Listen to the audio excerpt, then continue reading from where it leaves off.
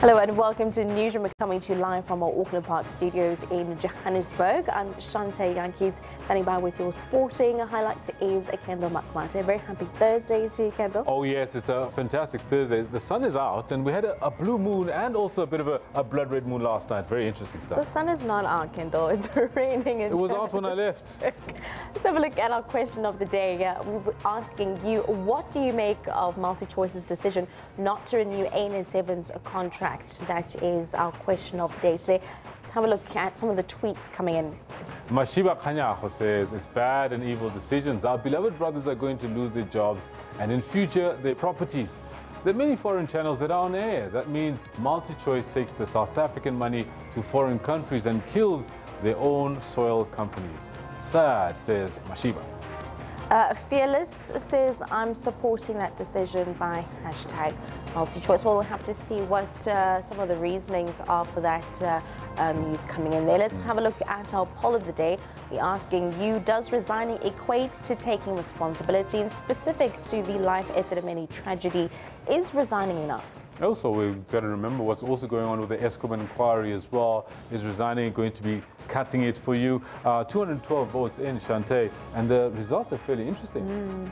23% of you are saying yes, 77% are saying no, it is not enough. It does not equate to taking responsibility.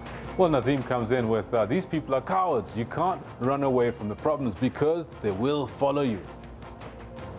And Michael Bigam Sitole says, no, it simply means that you are big enough to acknowledge that there is a problem at that point in time and you want to give the investigators time to do their job. You're putting the institutional brand that you represent first by stepping aside. Very interesting view there. Absolutely, and I think it's going to make for very interesting commentary throughout the course of the day. Another thing that's making for very interesting commentary throughout the last couple of hours is about Tenda Ndoro. This man has signed for 3 teams in one season. Oh, yes. Yes, first Orlando Pirates, then he moves to Al Faisali, and most recently Ajax Cape Town. And FIFA, PSL, DRC, they're all in dispute about whether he should be allowed to play or not. And we want to find out from you, should Ajax Cape Town really continue to field him with all of this going on? I don't know what the problem is. Let's see what people are saying.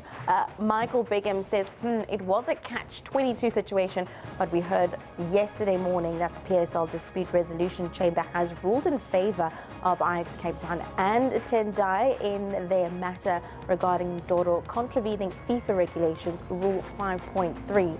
So therefore, it's all systems go. 5.3. Yes, but while the PSL itself said no, they don't agree with their own DRC. Mashiba comes in with as well. He says playing soccer is a career. Ajax should field him. He was bought and FIFA confirmed the transfer. It doesn't really make sense to buy a V8 Mercedes-Benz and not be allowed to drive it. Ajax must use it. Simple. Very simple, and that's where we'll leave it, at least for now. Of course, all your news and updates as well as sports coming up in just a bit. First things first, let's have a look at your headlines.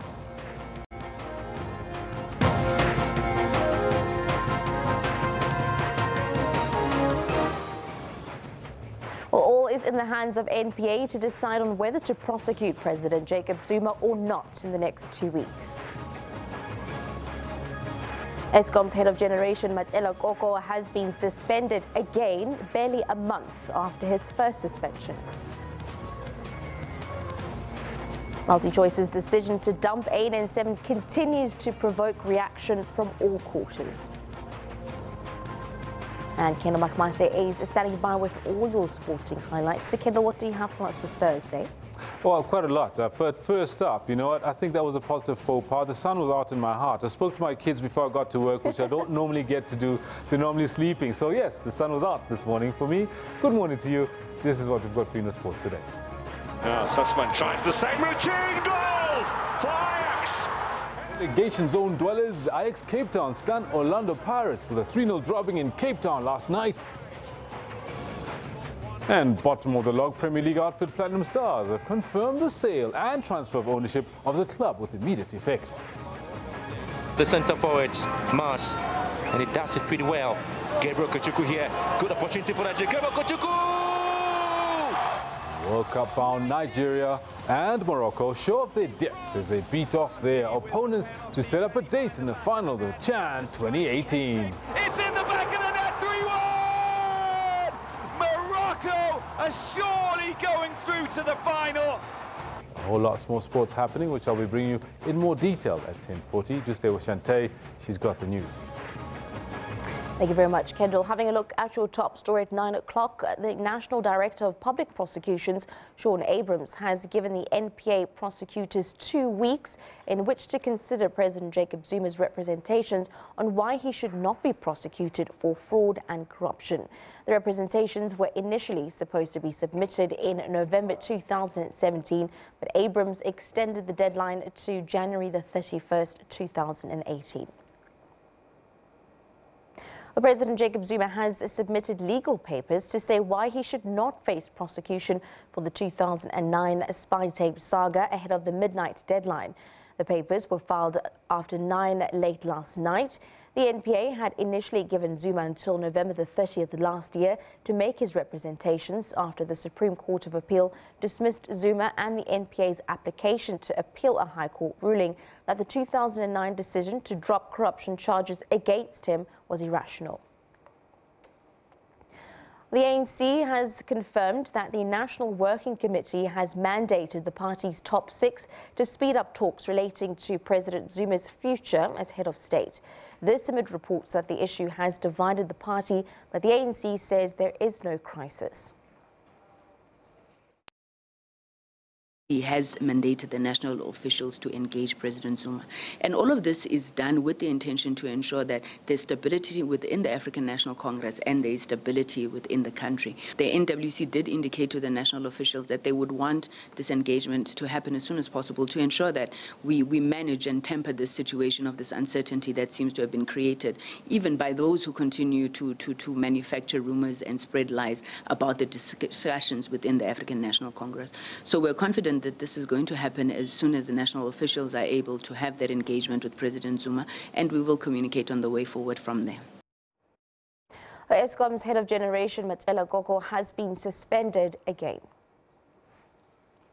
Koko, who was reinstated earlier last month after he was cleared of wrongdoing in a disciplinary hearing in December, rejected the new board's ultimatum to resign.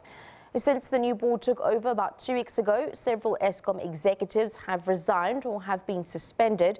Earlier yesterday, the Chief Information Officer, Shul Maritz, was suspended pending an investigation into the dealings with consulting the firm McKinsey.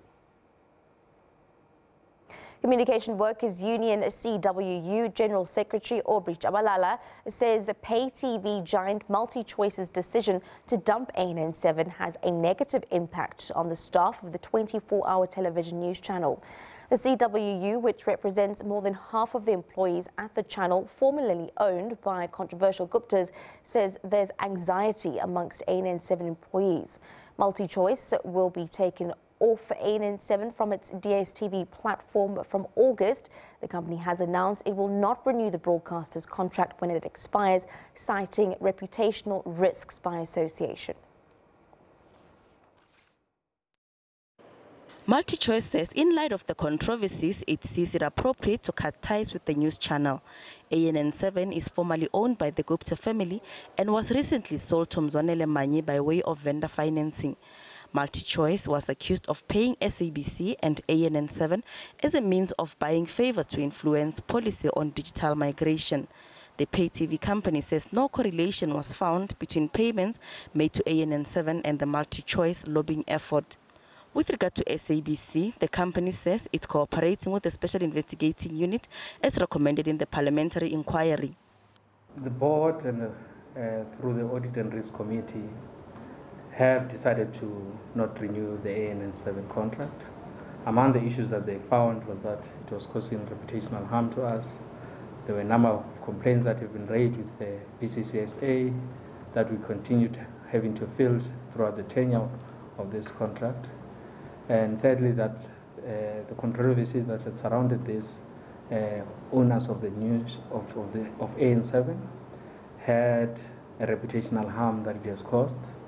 And we decided that we are not going to renew going forward. MultiChoice says mistakes were made in the handling of the ANN7 contract, but says there was no evidence of corruption or illegal activity. we didn't do adequate due diligence on AN7 when it came to the fore.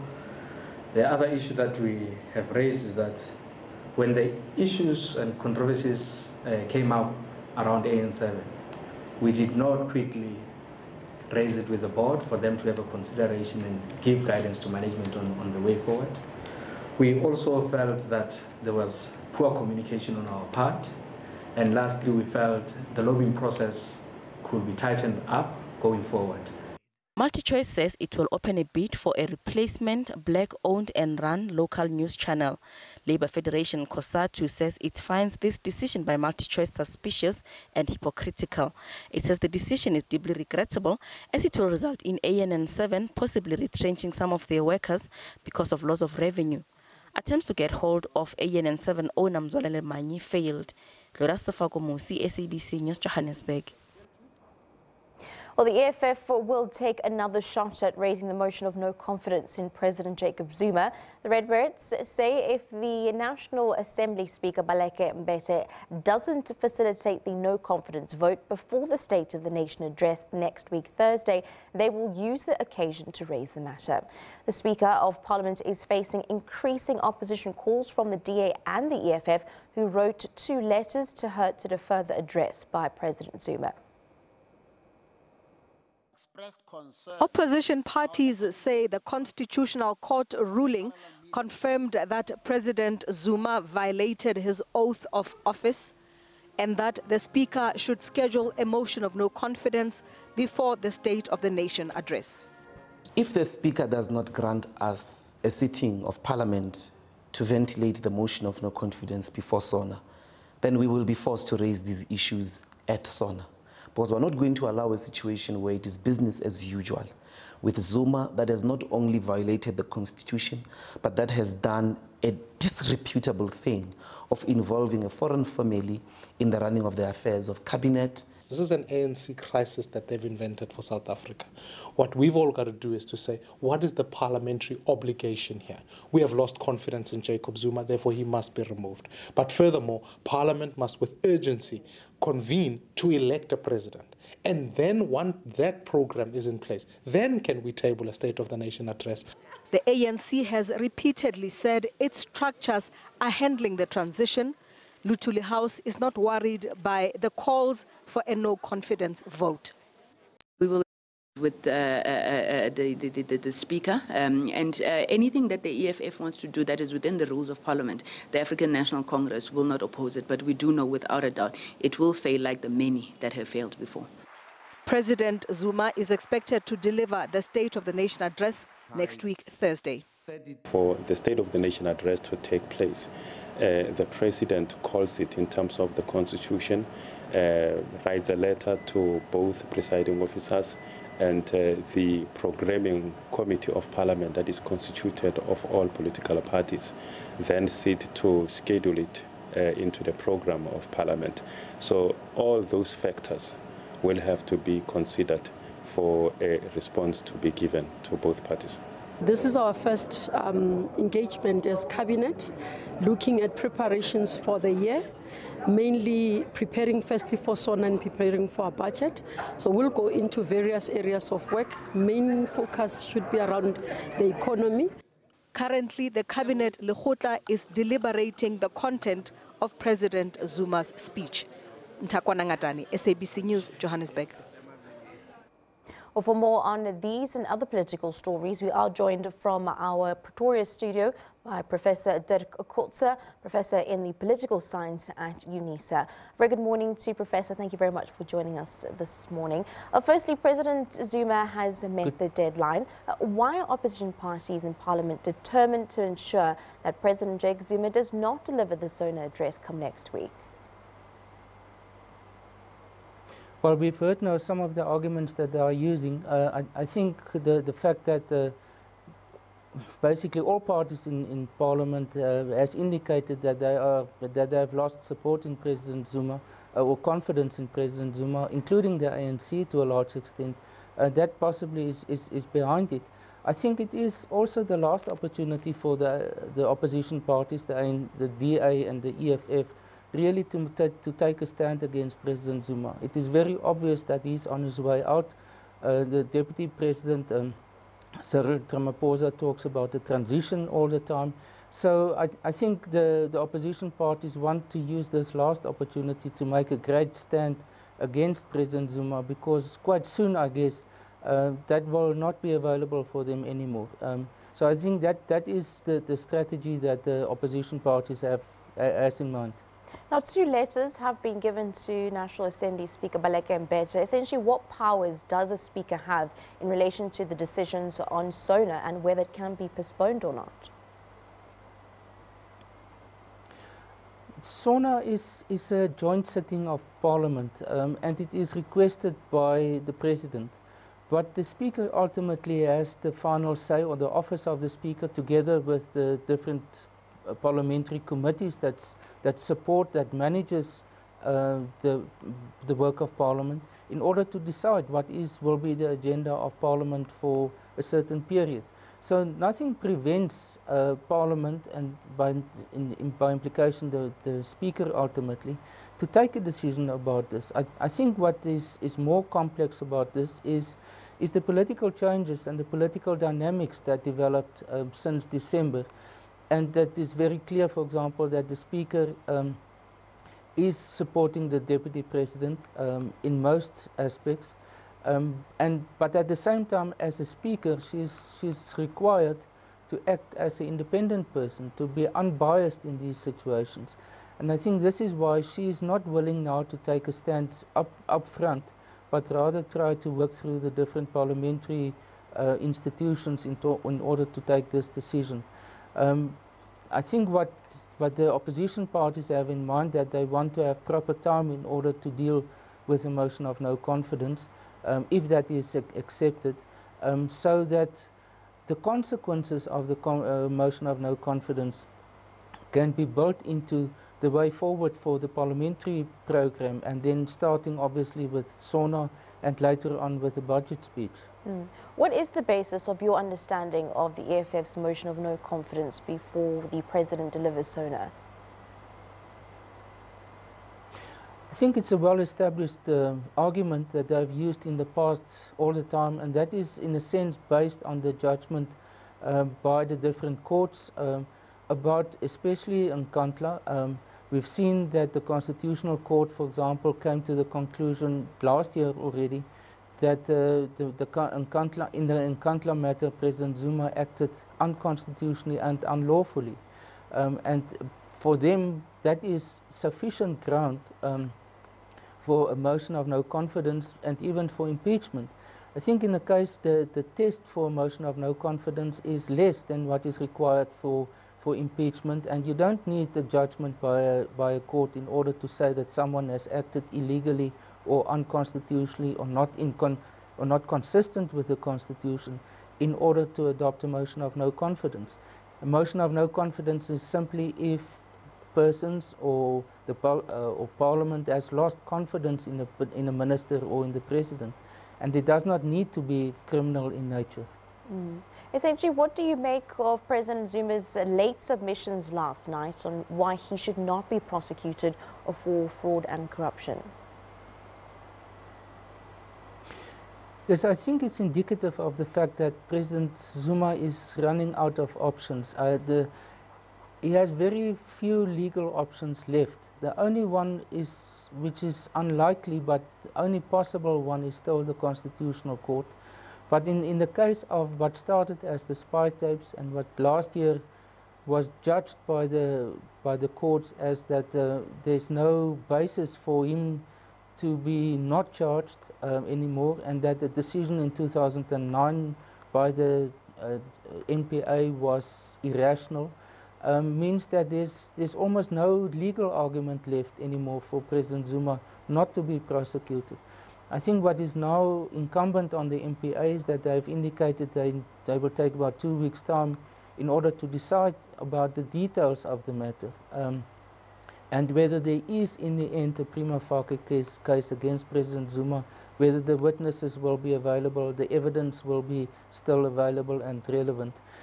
So in that sense, I think President Zuma has is more or less in a corner with respect to this. One thing which I think one needs to also take into account is these are accusations and charges that goes back to the period of the 1990s and the early 2000s. They are not dealing with state capture or with the Gupta family or with the possible SARS matters of President Zuma, his tax situation. It's all about alleged involvement in the arms deal and the corruption and fraud that took place then.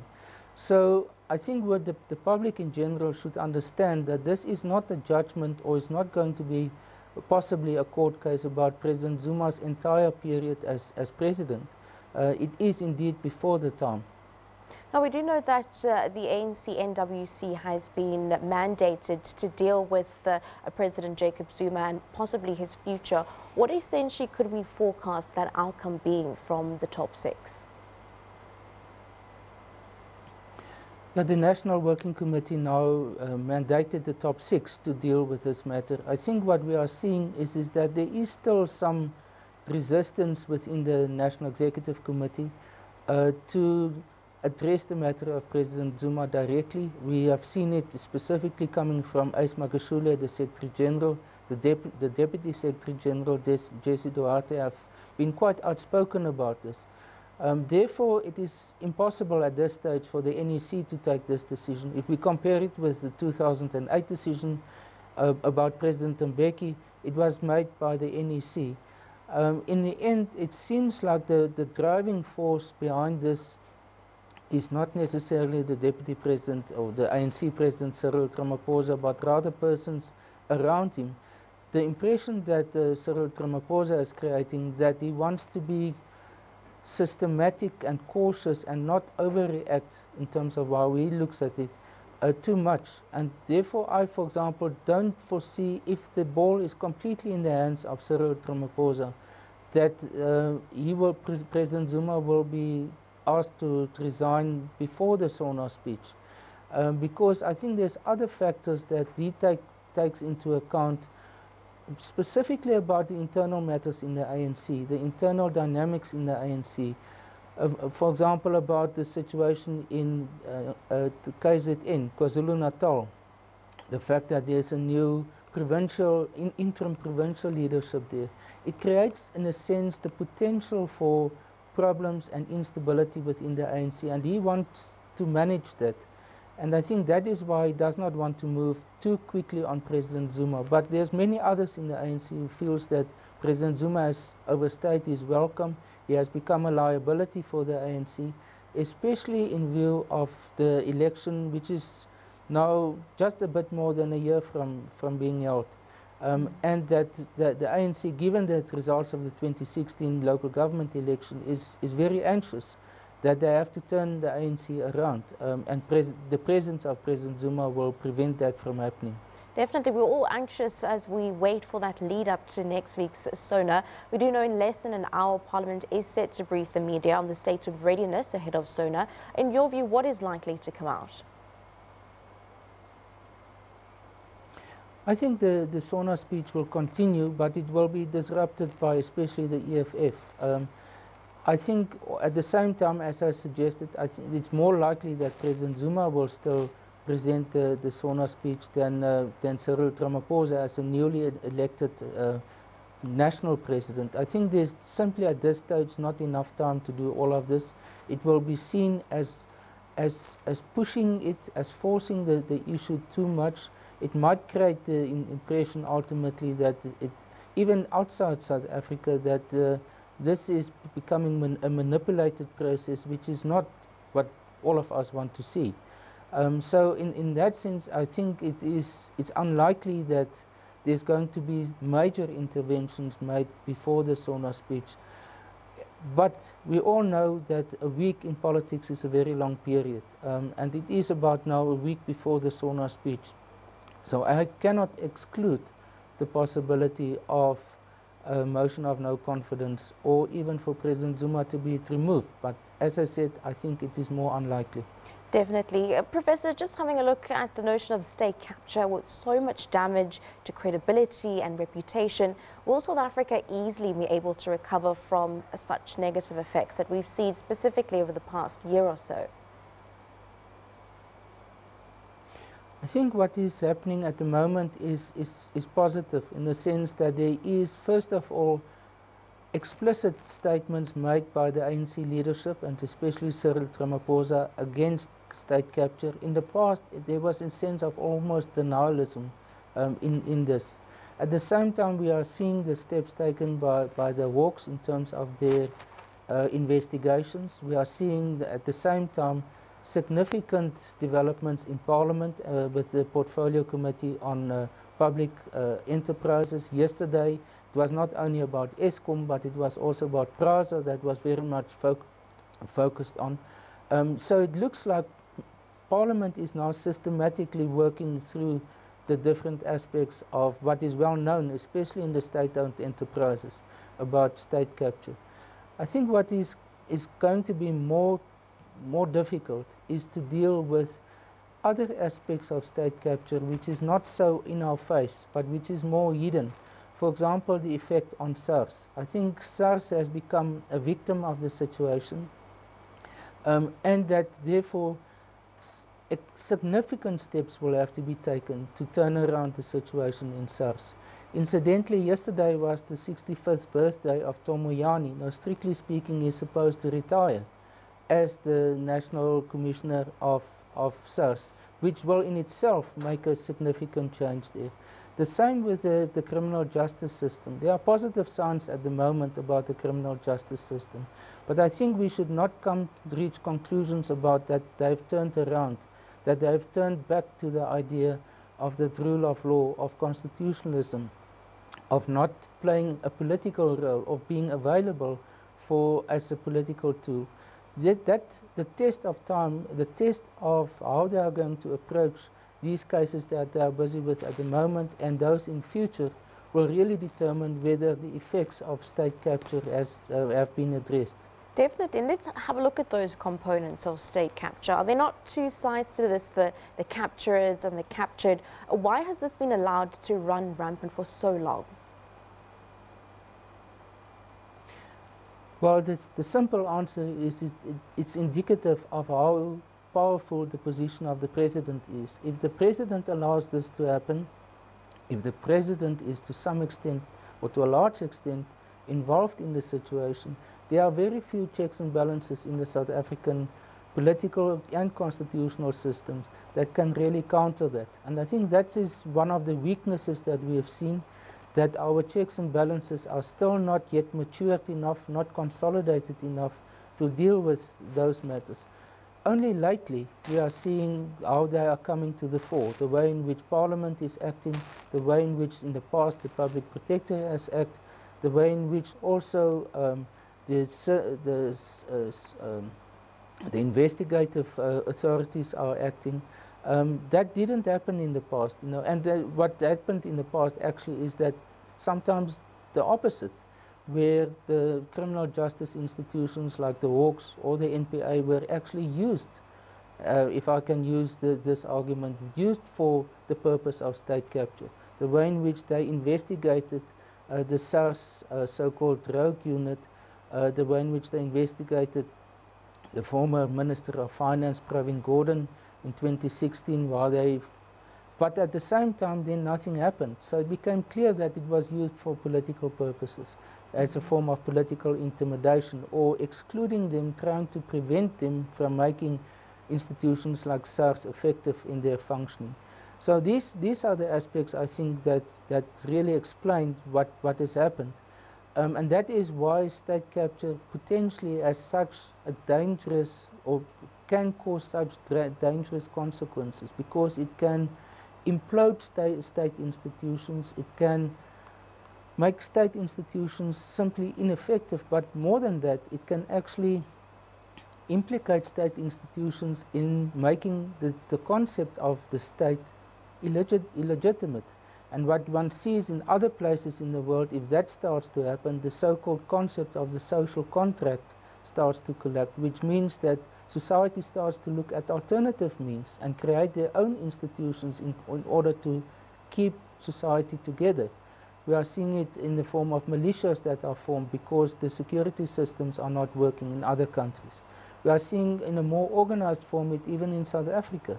Our alternative forms of service delivery is established if the state is not effective. So these are long-term consequences and manifestations of state capture.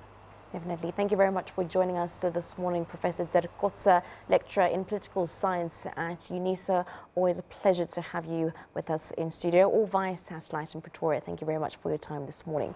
Moving on, Health Minister Anne Motsoaledi says there should be an investigation into possible abduction or kidnapping of mentally ill patients from Life Esidimeni facilities. Motsoaledi was the final witness to testify at the Life Esidimeni hearings in Parktown in Johannesburg earlier last night. He also says that patients were not properly discharged from the facility. Section 27 has suggested that 12 more mentally ill patients have died over and above the 144 confirmed death toll. Motsoaledi has expressed disappointment that human rights were ignored. I regard the Life Esidimeni issue as constituting one of the most painful and horrible events in the history of post-apartheid South Africa. On the day the Ombuds released his report, I was asked by the media if I'm not embarrassed by this. And I said, this goes beyond embarrassment. I'm not embarrassed, I'm horrified and very angry because I feel people have been betrayed. But I also felt personally betrayed as the Minister of Health, who is presiding over this department. So for that reason, I said, embarrassment doesn't really come to define the feeling I'm having. Because this has tarnished the health system of the country in a way unimaginable.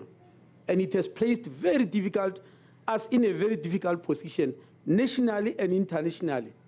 Because wherever you go internationally, they ask you about this issue of Life Esidimeni.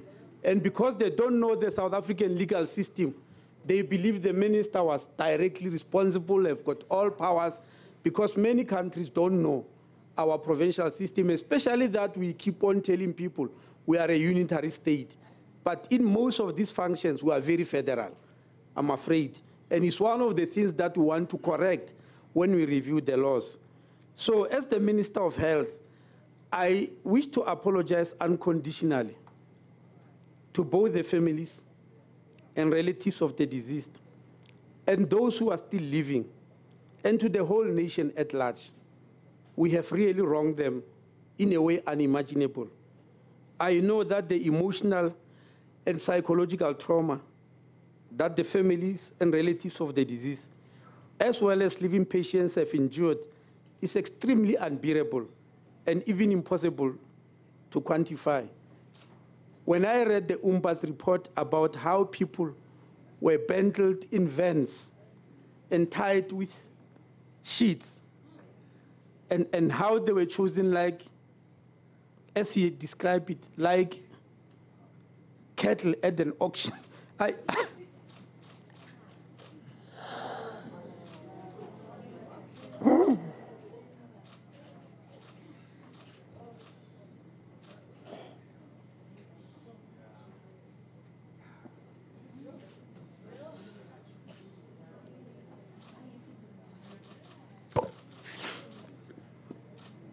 I mean, I couldn't just imagine in our new democracy and in a department where we put up an act and put it as the objectives, one of the objectives, human rights. And human rights come and be breached in this manner, in a way that is reminiscent of our apartheid era, not the democracy. It's very painful.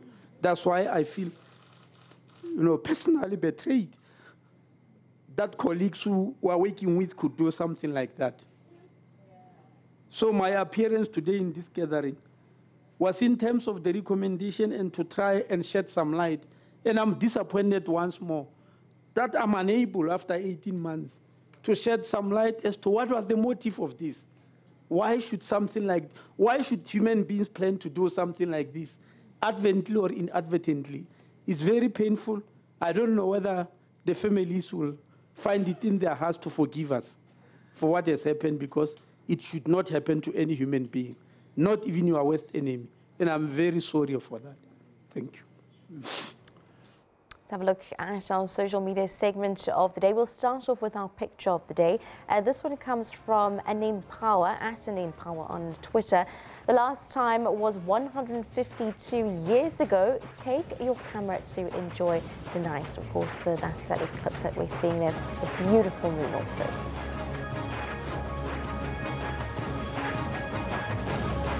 Let's have a look at the comment of the day. This one comes from Zwesh, #1hustler. Well, basically, in a nutshell, MultiChoice investigated MultiChoice and came to the conclusion that MultiChoice is not guilty of any bribery, lobbying, influence and/or corruption. But MultiChoice has concluded not to renew ANN7 contract. #MultiChoice, #state capture. That's our comment of the day. Very sarcastic comment from Mr. Mzwesh there on Twitter. Let's have a look now at what's taking place in and around our courts today. We'll start off in the Limpopo province. Well, the civil trial related to the death of a 5-year-old learner in a dilapidated pit toilet at a school in Limpopo will resume in the High Court in Polokwane. Michael Komape died in 2014. The trial was adjourned in November last year, following the testimony of close to 20 witnesses. Moving down along the coast in the Western Cape, 2 men accused of murdering a Ridersdorp teenager in the Overberg area are expected to appear in the local magistrate's court. 25-year-old Colton Kausa as well as 18-year-old Jandre Hendricks were arrested last week. They are accused of murdering 17-year-old Jodine Peters. Her burnt body was found in a limestone factory more than a week ago. We will be keeping you updated on these and other cases before our courts. Let's also have a look at what's taking place front page and centre globally on our newspapers this morning. We'll start off in Africa. Nigeria, the Vanguard reports that the Borno State Emergency Management Agency has confirmed that 5 people were killed in the suicide bomb attack in Dalori internally displaced persons camp, Maiduguri, yesterday. Moving to Europe, the Times says that the religious extremists are perverting education by using schools to narrow children's horizons and cut them off from wider society. The head of Ofsted is warning. And finally, in Australia, the Australian reports that President Donald Trump addressed Congress earlier this night for his first State of the Union address. It was the 3rd longest State of the Union in history, coming in at 1 hour and 21 minutes. And let's have a look at what's taking place on our Facebook page this morning. Today we also see Public Enterprises Deputy Minister Ben Martins is adamant that any meetings he had with Tony Gupton were not for corrupt intentions. And then Facebook yesterday reported earnings that beat expectations, but shares swung as it stressed the goal of prioritizing personal interactions among users over the time they spend on the world's biggest social network. And finally, a rare celestial trifecta super blue blood moon was observed across China on Wednesday night. The first time the phenomenon has been seen in 152 years. Of course, that was also our picture of the day.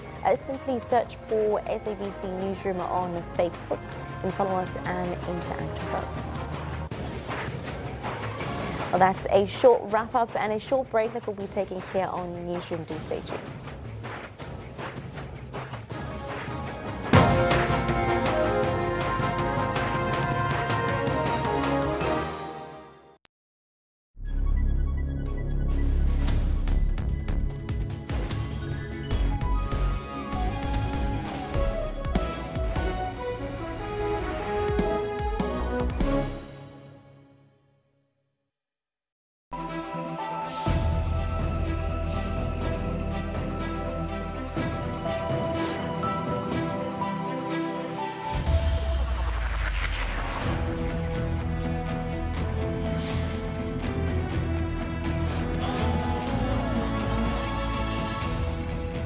tlo kgutlisetsa ke tlo mbolaya.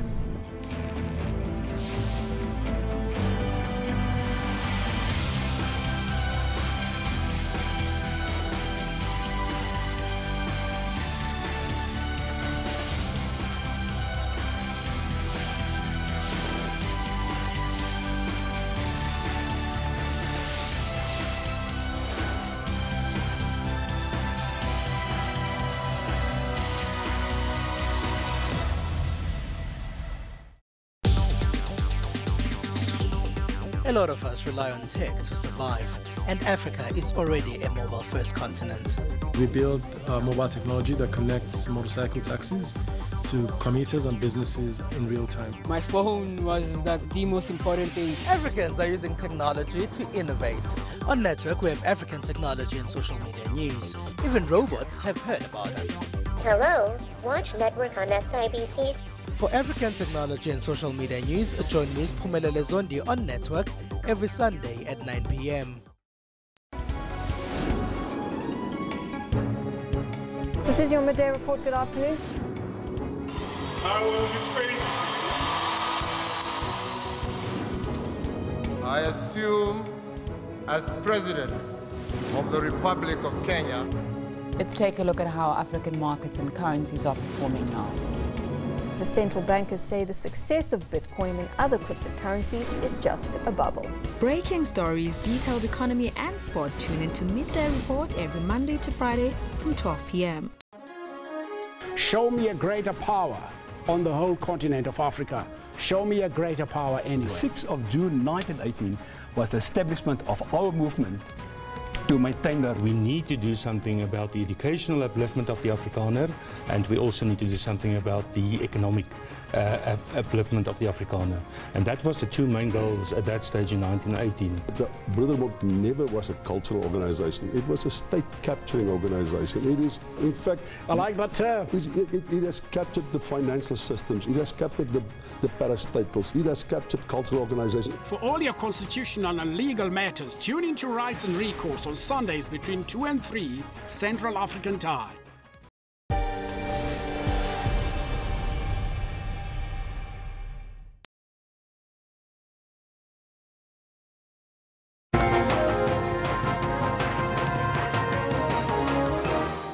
Welcome back. Well, Steinhoff executives have laid a corruption complaint with the Hawks against the company's former chief executive officer, Marcus Jooste. Industry regulators have also opened 2 cases of suspected insider trading. This emerged in the parliamentary hearings at Parliament into the multi-billion rand collapse of Steinhoff's share price.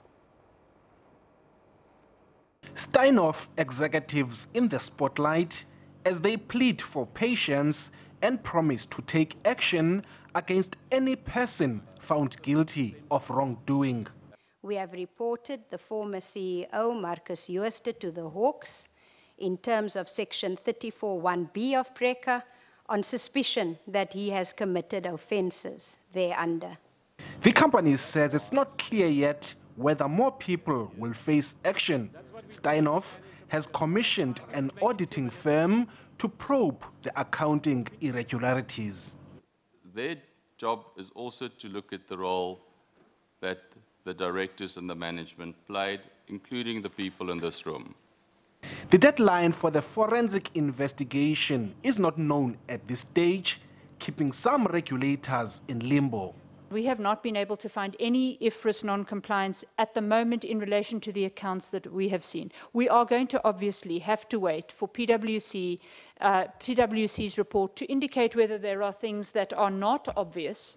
The FSB has thus far registered 2 possible cases of insider trading. So by that, what we mean is, were there persons who were privy to the fact that Steinhoff was going to, when the news crystallized on the 5th of December, were there persons who were privy to that information and basically went to the market and traded in the securities of Steinhoff?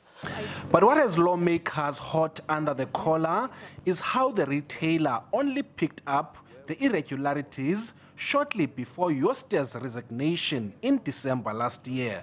I need to point out that the auditors who raised the queries towards the end of last year on the 2017 accounts were the same auditors that had been auditing these accounts for 10 years and more. And they are now raising questions. The scale of the scandal is yet to be fully determined.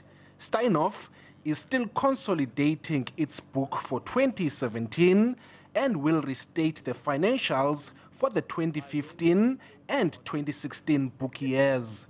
Bulelani Philip, SABC News, Parliament.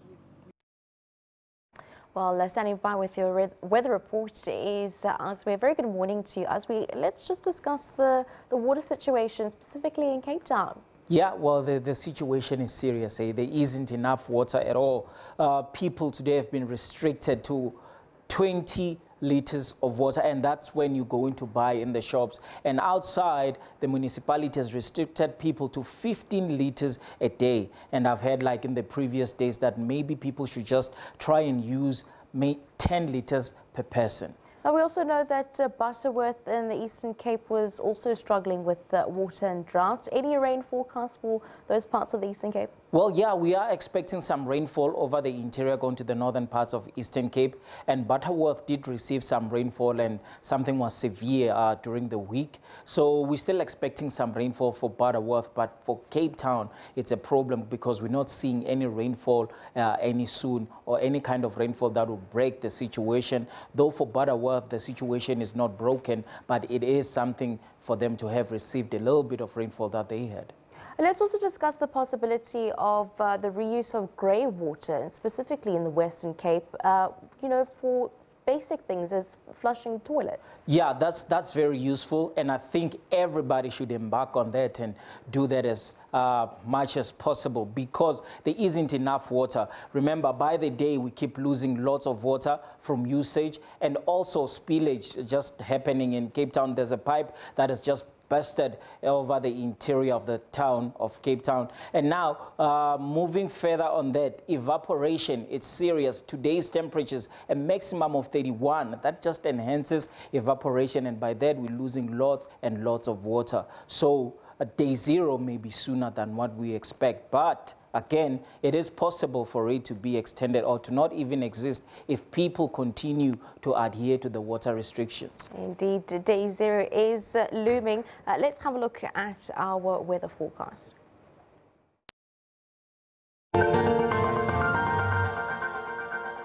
Well, let's take a look. The city of Cape Town. Well, this morning it was a bright and a beautiful morning. Clear skies expected.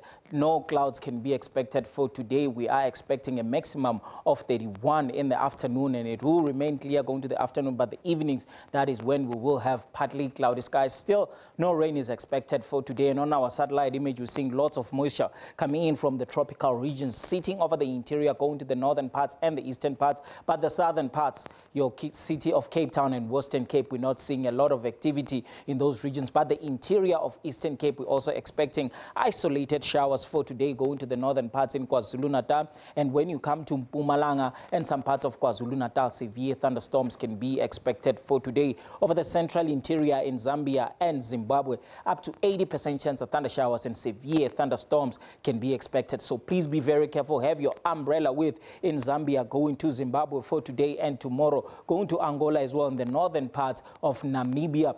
DRC as well, up to 80% chance of thunder showers with possibilities of severe thunderstorms, but that's more in the southern parts of DRC. Over Madagascar, isolated over the northern parts. We do have a watch and a warning today. High fire danger conditions over Northern Cape, going to Western Cape, and very hot temperatures.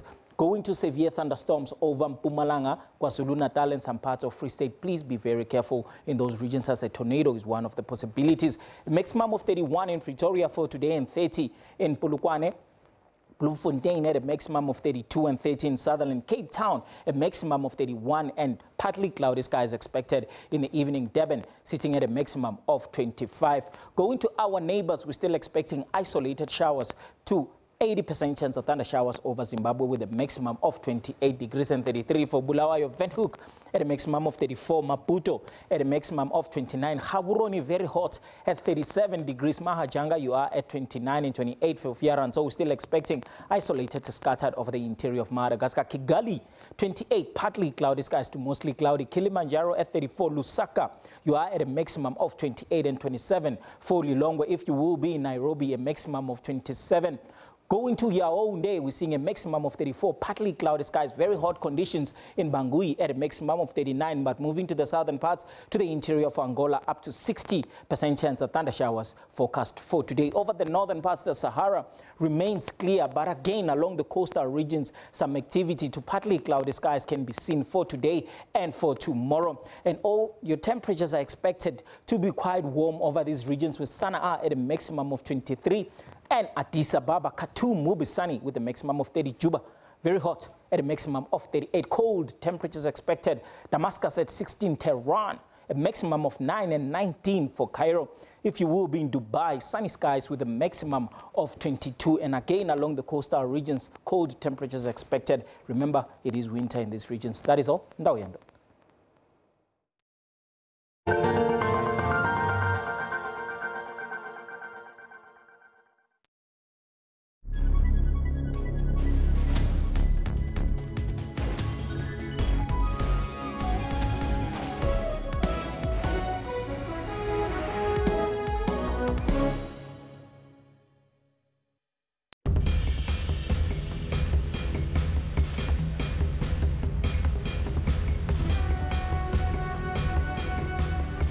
A meteorite hit the Earth 2 million years ago, creating an enormous impact of crater, about 10 kilometers in diameter, near Vredefort in the Free State, 100 kilometers southwest of Johannesburg, now known as the Vredefort Dome, a South African World Heritage Site. The meteorite is said to have been larger than Table Mountain and caused a 1,000 megaton blast of energy. The impact would have heated about 70 cubic kilometers of rock and have increased the Earth's oxygen levels to a degree that made the development of multicellular life possible. The world has about 130 crater structures of possible impact origin. The Vredefort Dome is the largest in the world, followed by Sudbury Crater in Canada and the Chicxulub Crater in Mexico.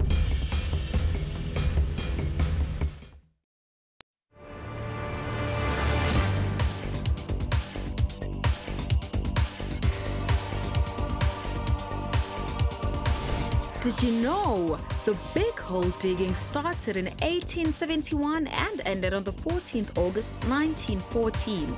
The hole produced 2,722 kgs of diamonds. However, one diamond as huge as 490 carat of stone found in the open prior 1868 gave them the interest to dig. Extracted from 22.5 million tons of soil. Today, the hole sits at a breathtaking 214 meters deep. Kimberley Big Hole attracts tourists from all over the world, taking a vintage tram past the city, then cycling around the Big Hole.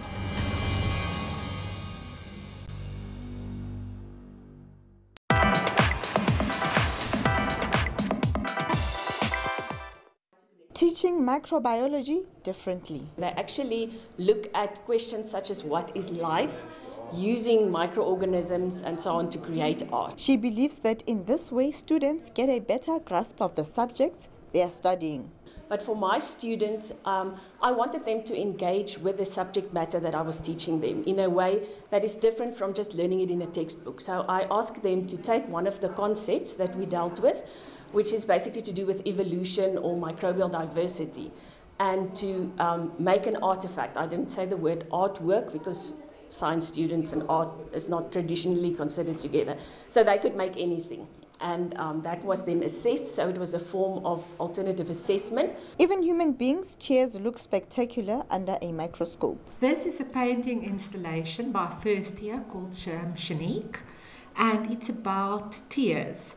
And they say that if you cry or if you're cross, the tears look different. Or if you cry out of pain, the tears under a microscope will look different. Bio-art has also been found in rock engravings at Drieskop Island in the Northern Cape. Bale Samueti, SABC News, Bloemfontein.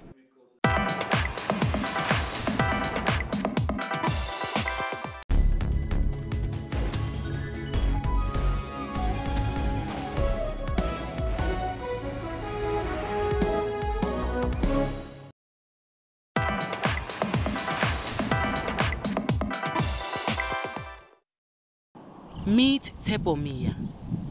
In 2012, when he was just 17 years old, he got arrested. Today, at 22, looking through what used to be his cell, it all seems surreal. He was released from Logop Juveniles Correctional Center in Johannesburg early this year. His 10-year sentence for housebreaking and robbery was reduced to 5 years. Growing up in the streets of Zondi in Soweto, he never imagined he would end up behind bars. My friends were good people until where we led each other astray. We influenced each other with bad habits like smoking. We started smoking benzene, glue. Then it continued. Drank alcohol, and all this other stuff like going partying and everything. Then it escalated. I didn't have anything to smoke, like I was already hooked into Nyaupe. So I didn't have nothing to smoke, and my friends all were turning their backs on me. They didn't want to give me some smoke and everything because you'll have to hustle, meant for himself, because now it's other habit. Like you can't sleep if you haven't smoked, or you get cramps, like you gain this disease because of Bemanga. So that night I knew I won't sleep if I don't get the fix. What was meant to be a once-off thing didn't go according to plan. Already next door is I'm respawn, and then because I'm scared, I couldn't find a proper place for me to hide. I just climbed a tree. Like on that yard, there's maybe a garden, so there's a big tree. I climbed that tree up and stayed there until I got arrested. He began to introspect and envisioned a better life for himself. Everyone is looking at his own sentence.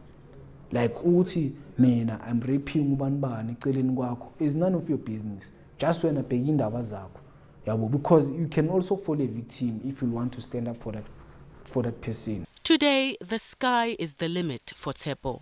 At the current moment, I'm not working.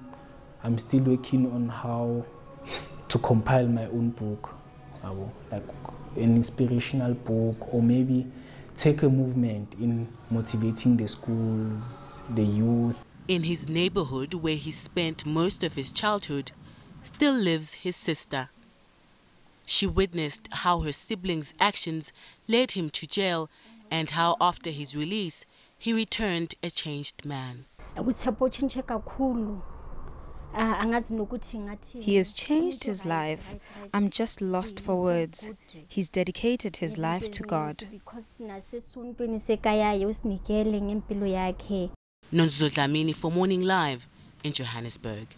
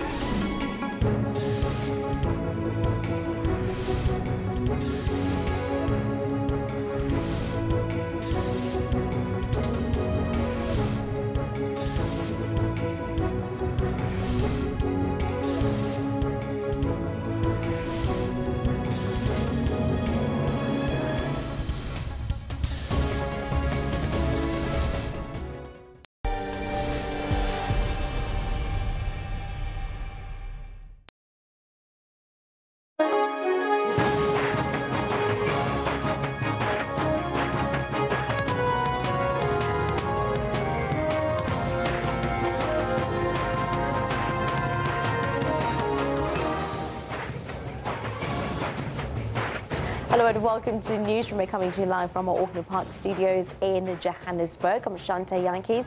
Standing by with your sport is Kelo Makmase through our second hour of Newsroom. Absolutely, yes. And I did have a look outside. It is raining. It is raining, Kendall. Good morning to you. Hello, welcome to the world. Let's have a look at our question of the day. We're asking you, what do you make of MultiChoice's decision not to renew ANN7's contract? Very serious issue, specifically for the employees being affected. Absolutely. There are human beings involved here, and we want to find out from you, what are your thoughts around this? And Recreated Spirit says it should be stated categorically that this is not about employees, but it's about fighting the root cause of state capture. It's unfortunate that in the process people will lose their jobs. I hope that the upcoming news channel will bring those deserving on board, says Recreated Spirit. Which upcoming news channel is this that Recreated knows about that we don't? Comrade Tebe Magaba says this decision of MultiChoice doesn't show democracy at all. They shouldn't be controlled by the anger and the spirit of politics. A lot of people are saying it is a politically motivated decision. Absolutely, especially because there weren't any really concrete reasons that they had given. Do they need to give reasons? I don't know. Let's have a look at our poll today. We're asking you, does resigning equate to taking responsibility?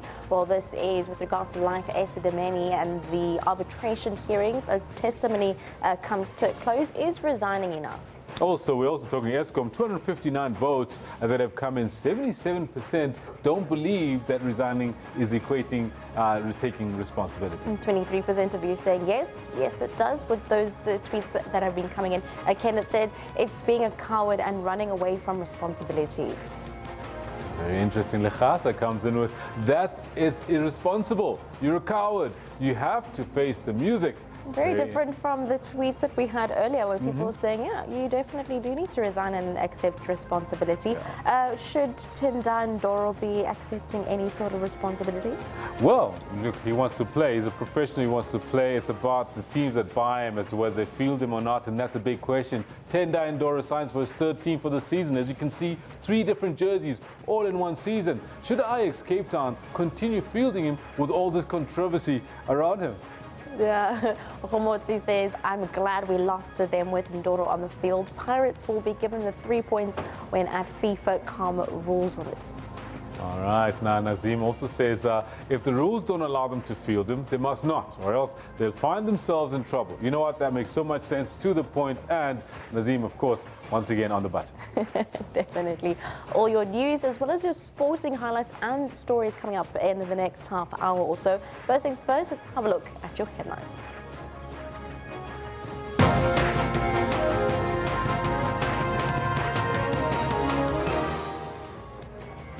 Parliament is expected to respond to the EFF and the DA's request for the postponement of the State of the Nation address when it briefs the media any moment from now.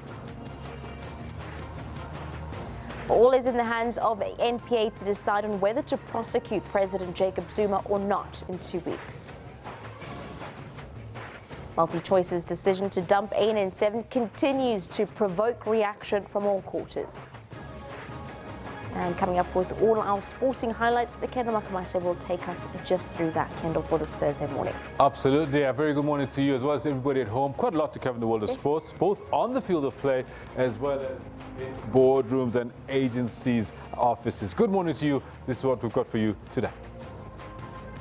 Sussman tries the same routine. Goal for Ajax. Relegation zone dwellers Ajax Cape Town stun Orlando Pirates with a 3-0 drubbing in Cape Town last night. And bottom of the log Premier League outfit Platinum Stars have confirmed the sale and transfer of ownership of the club with immediate effect. The centre forward, Mars, and he does it pretty well. Gabriel Kochuku here, good opportunity for Nigeria. Gabriel Kochuku! World Cup bound Nigeria and Morocco show off their depth as they beat off their opponents to set up a date in the final of the CHAN 2018. It's in the back of the net, 3-1! Morocco are surely going through to the final. Of course, we'll be talking a little bit about the cricket score from the Momentum One Day Cup as well. But do stay with Shante, she's got the news. Thank you very much. Kendall, your top story this hour: National Assembly Speaker Baleka Mbete and National Council of Provinces Chairperson Thandi Modise are expected to respond to the EFF and the DA's request for the postponement of the SONA address when they address the media on the state of readiness ahead of SONA. The EFF and the DA want to table a motion of no confidence in President Jacob Zuma before the address takes place. President Jacob Zuma is scheduled to deliver the address on Thursday next week. Opposition parties say the Constitutional Court ruling confirmed that President Zuma violated his oath of office and that the Speaker should schedule a motion of no confidence before the State of the Nation address. If the Speaker does not grant us a sitting of Parliament to ventilate the motion of no confidence before SONA, then we will be forced to raise these issues at SONA. Because we're not going to allow a situation where it is business as usual with Zuma that has not only violated the Constitution, but that has done a disreputable thing of involving a foreign family in the running of the affairs of cabinet. This is an ANC crisis that they've invented for South Africa. What we've all got to do is to say, what is the parliamentary obligation here? We have lost confidence in Jacob Zuma, therefore he must be removed. But furthermore, Parliament must with urgency convene to elect a president. And then once that program is in place, then can we table a State of the Nation address. The ANC has repeatedly said its structures are handling the transition. Luthuli House is not worried by the calls for a no-confidence vote. The Speaker and anything that the EFF wants to do that is within the rules of Parliament, the African National Congress will not oppose it, but we do know without a doubt it will fail like the many that have failed before. President Zuma is expected to deliver the State of the Nation address next week, Thursday. For the State of the Nation address to take place, the President calls it in terms of the Constitution, writes a letter to both presiding officers and the programming committee of Parliament that is constituted of all political parties, then sit to schedule it into the program of Parliament. So all those factors will have to be considered for a response to be given to both parties. This is our first engagement as Cabinet, looking at preparations for the year, mainly preparing firstly for SONA and preparing for our budget. So we'll go into various areas of work. Main focus should be around the economy. Currently, the Cabinet Lekgotla is deliberating the content of President Zuma's speech. Ntakwana Ngatani, SABC News, Johannesburg. Well, we do know that the State of the Nation address media briefing is set to take place shortly. These are the live visuals that are coming through, and it is highly anticipated as to what we are going to be expecting. The media will be briefing, or rather the media briefing will take place in just a couple of moments. For now, as soon as it begins, we will be crossing live there.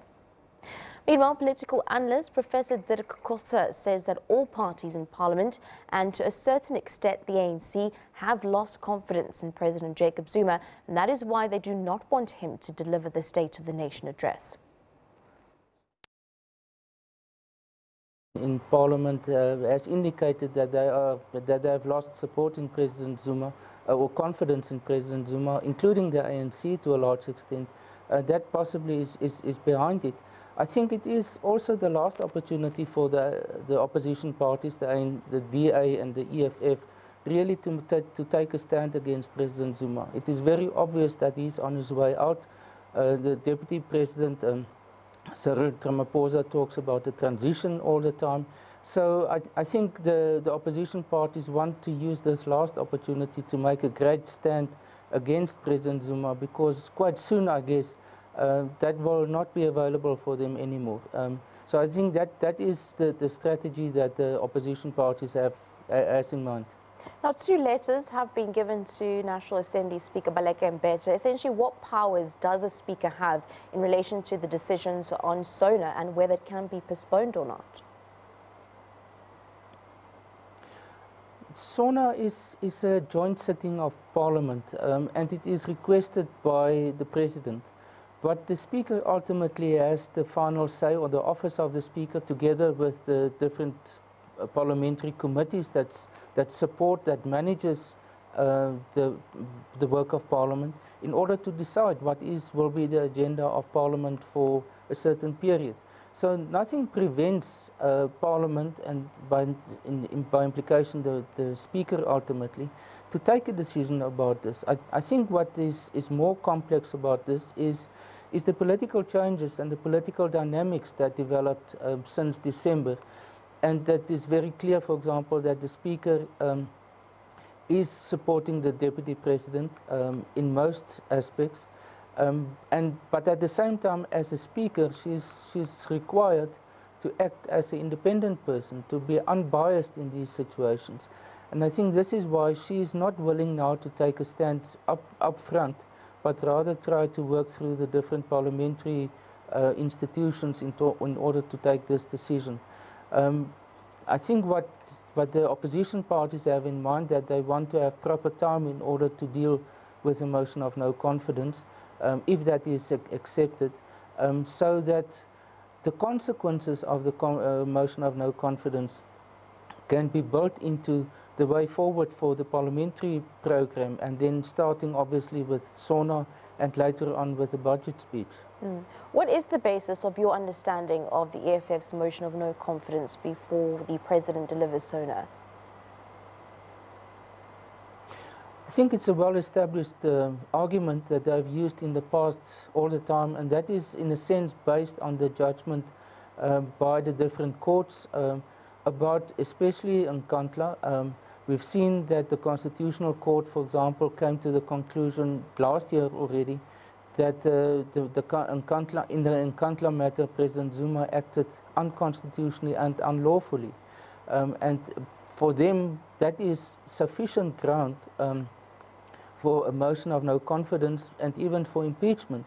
I think in the case, the test for a motion of no confidence is less than what is required for impeachment, and you don't need the judgment by a court in order to say that someone has acted illegally or unconstitutionally or not consistent with the Constitution in order to adopt a motion of no confidence. A motion of no confidence is simply if persons or Parliament has lost confidence in a minister or in the President, and it does not need to be criminal in nature. Our National Director of Public Prosecutions, Sean Abrams, has given the NPA prosecutors 2 weeks in which to consider President Jacob Zuma's representations on why he should not be prosecuted for fraud and corruption. The representations were initially supposed to be submitted in November of 2017, but extended the deadline to January the 31st. We do know that the briefing of Sonia is set to take place for the media, and we will also be crossing to that in the next couple of moments. We do know that the media briefing is going to consist of the rollout plan for next week, Thursday, come the official 2018 SONA address by what we understand at the moment of President Jacob Zuma. The representations will be considered by the team that was assembled by the National Director to consider the matter. After they have considered the representations, they will engage with the National Director, who in turn will then engage the nation in terms of way forward the matter. The 2 weeks timeline was given to them before the representations were received. I'm advised that they're quite voluminous. There is a possibility that we might actually give them an extension, but we are pushing them at this stage. We are sticking to the 2 weeks timeline. If they request any extension due to the voluminous nature of the documents that have been submitted, of course, we will actually consider that we need to ensure that justice is served in a fair manner. National Assembly Speaker Baleka Mbete and the National Council of Provinces Chairperson Tani Modise are currently addressing the media on the state of readiness ahead of SONA. Let's cross live. As well as the Secretary of the National Council of Provinces, Advocate Modibedi Pindela. So all of them, they will be engaging with you with regard to the state of readiness after the presentation of the statement, which at this point I would like to invite the Speaker of the National Assembly to come and present.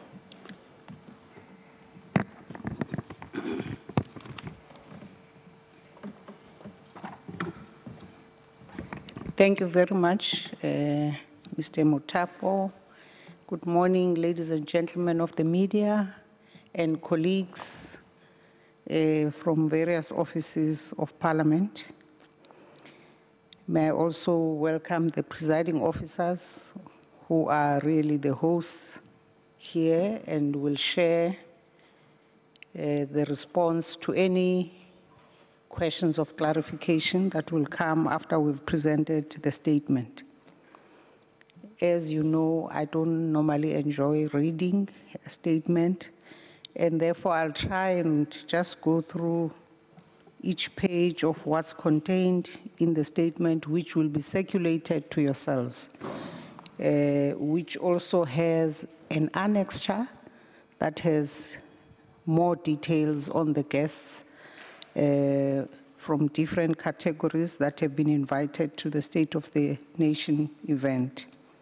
As we normally do annually, we've decided on what we believe is an appropriate theme for this State of the Nation,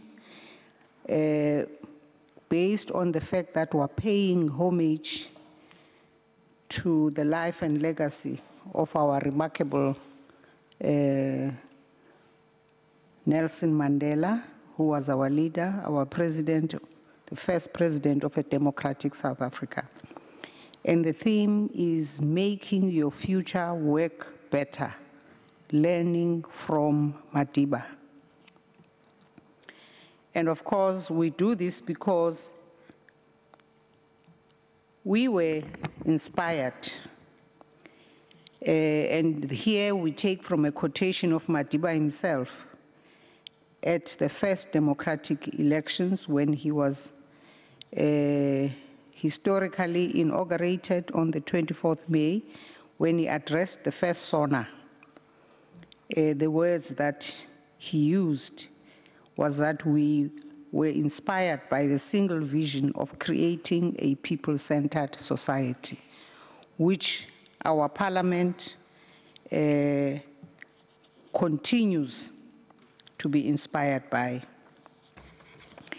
Of course, as we normally do, on this occasion, we bring together each of the three arms of the state under one roof. And as a result, we work together specifically with the JCPS cluster that plan with us in terms of the detail of the logistical arrangements in preparation for the State of the Nation occasion. We want to explain upfront that on issues of security measures, we are not alone as Parliament. We work with the security cluster of government. And therefore, on those matters that reside in the various ministries and departments that deal with different components of the JCPS cluster that is chaired by Minister Mapisa Ngakula, there will be specific messages and perhaps clarifications and announcements made from that side of the executive. But otherwise, we are planning together to make sure that the State of the Nation occasion, address occasion goes well. We must say that the arrangements are normally the same. There is more attention being paid than on an daily basis that we do have the ordinary police that work around the precincts of Parliament. But on this occasion, because there's more interest, There are more people applying to be outside the precincts of Parliament. There will be more planning. In fact, there have been already interactions in terms of the city also being part of receiving applications from various players in society wanting to be part of the demonstrations and all manner of activity that happens around Parliament. And Parliament, we, the presiding officers of Parliament, are not involved in planning and, in fact, engaging with various players and stakeholders in society on those specific activities.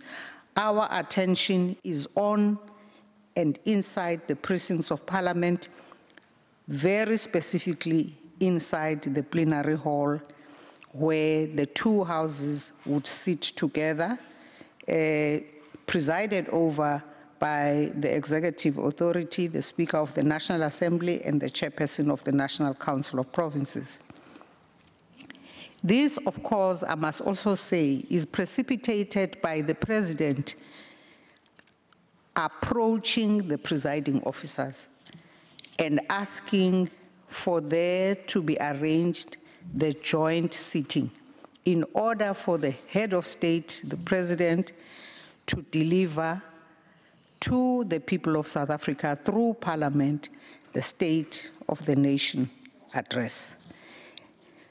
We then always arrange that, over the weekend we prepare, and the following week on Tuesday and Wednesday we would have a debate based on the statement that the President would have delivered in the House. As we have said, in fact, on this occasion, all of us under one roof, but also there are a range of sectors of society representatives that form the integral part of the ceremonial State of the Nation activities. So there would be representatives that have been invited from the Chapter 9 institutions. You will also have the parade, the ceremonial parade, exhibiting the military traditions. So it is that kind of occasion. Even by the way people get dressed, it is a celebratory mood. It is an occasion where even members of the military that are on the precincts are ceremonial. They are not armed. They are ceremonial. I say this specifically to highlight the fact that much as last year there might have been an incident of 4 individuals that were found later on to have come from the military without the knowledge of the presiding officers. That matter, in fact, is, as we speak, in court. We normally have only the ceremonial guard, and those are the military personnel that will be, and in fact have been invited, as usual, to be part of the ceremonial marches and so on, and performances on that specific day. There's, from a number of secondary schools in the Western Cape, a junior guard, members of a junior guard of 100 learners. Also, you have 100 representatives from 3 civil society organizations that work on gender-based violence from around Cape Town. And there are 9 eminent persons selected by provincial legislatures in recognition of their individual contributions to our democracy. And you will find the details of who those are and what their backgrounds are in the annexures that you will get attached to the statement. So there's a total of 1,120 guests that have been invited to form part of this important occasion. Maybe I should highlight that there are representatives, there are heads of foreign mission, the diplomatic corps representatives of the House of Traditional Leaders, the Mayor of Cape Town, representatives from civil society, I've mentioned those, and there are people coming from former presiding officers of Parliament, like Dr. Frini Jinwala, Ambassador Mahlangu. There's also the President of the Pan-African Parliament, the President of the Southern Africa Development Community Parliamentary Forum, who is otherwise the Speaker of Angola.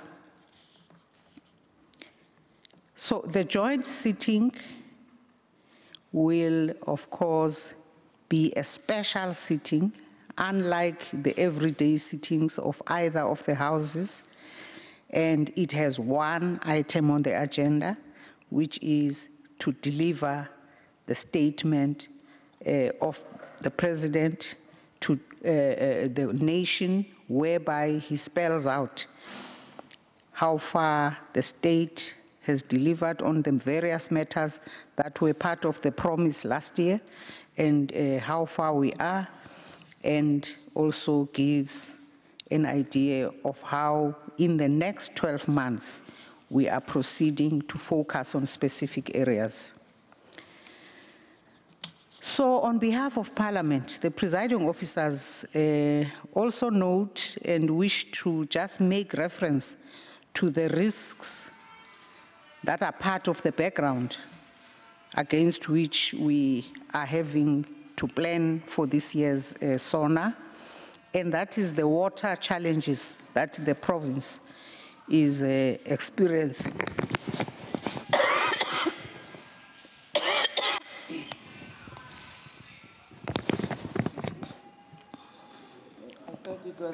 Whoever has that challenge, I'll also sort mine out.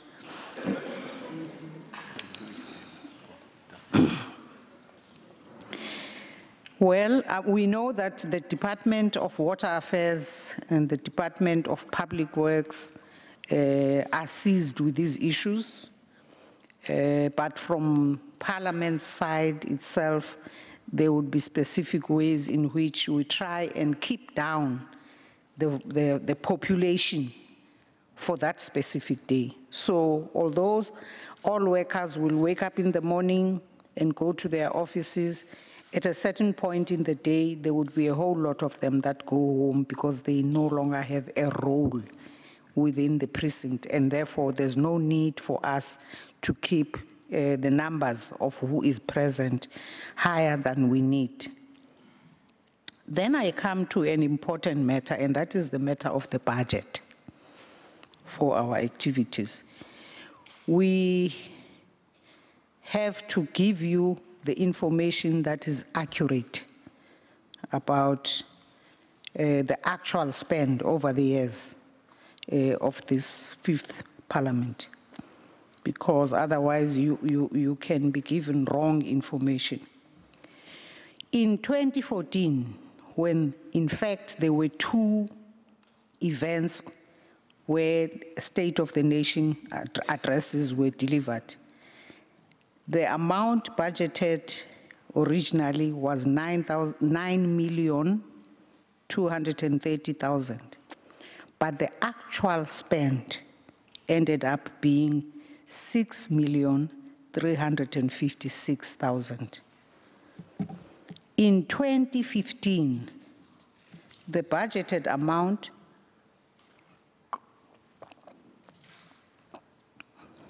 was 4,098,100,000, but actual spend was 3,156,000. In 2016, the budgeted amount was 3,946,000, and the actual spend was 2,270,000. For this year,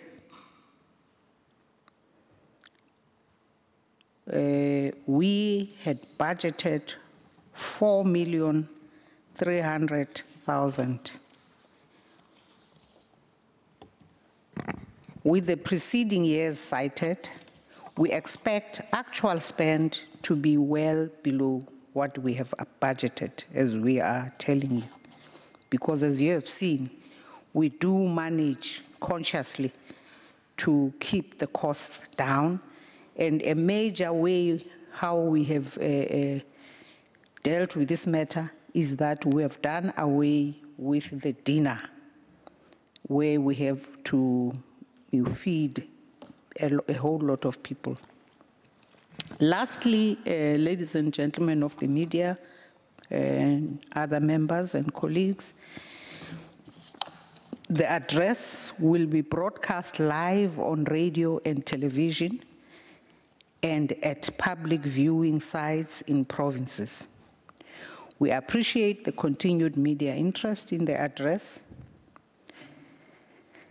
In fact, some 1,066 members of the media applied for accreditation this time. They represent about 140 local, international, major, national, and community print, broadcast, and online media.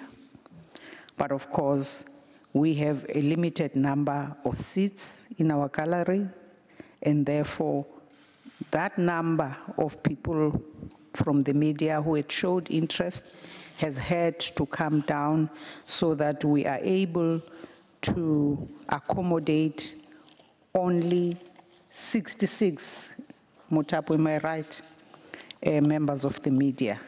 But we hope that even through those 66, they will be representative enough for the public to still be helped, even though they are physically away from the actual site of Parliament, for them to know what's going on. Ladies and gentlemen of the media, thank you very much for your attention.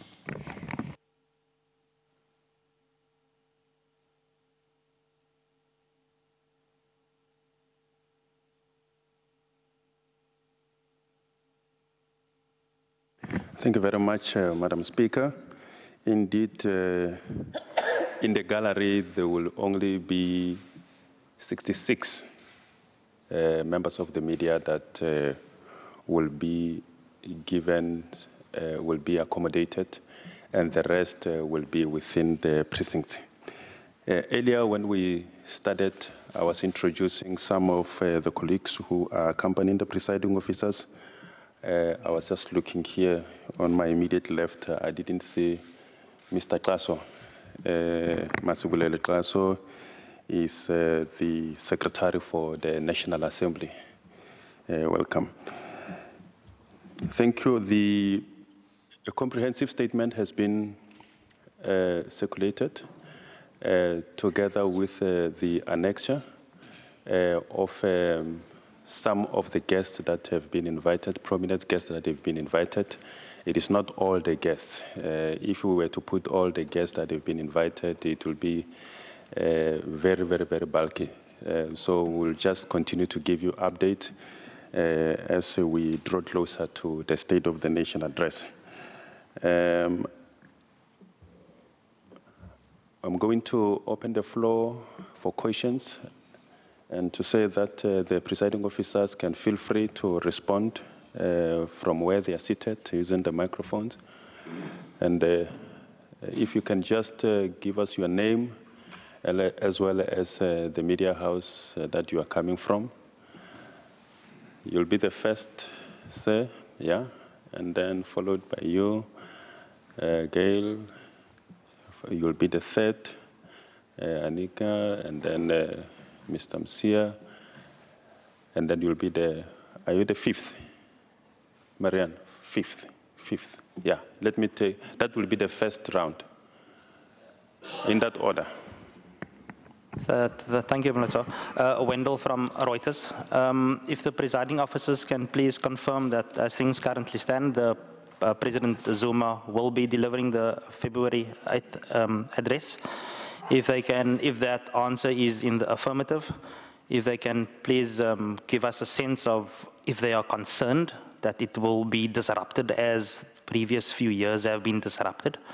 And if that concern has perhaps prompted them as custodians of this august institution to possibly either gently suggest or fiercely demand that the President should reconsider addressing. Thank you.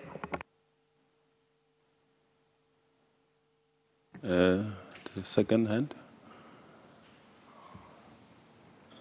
Gail, were you the second? Yeah.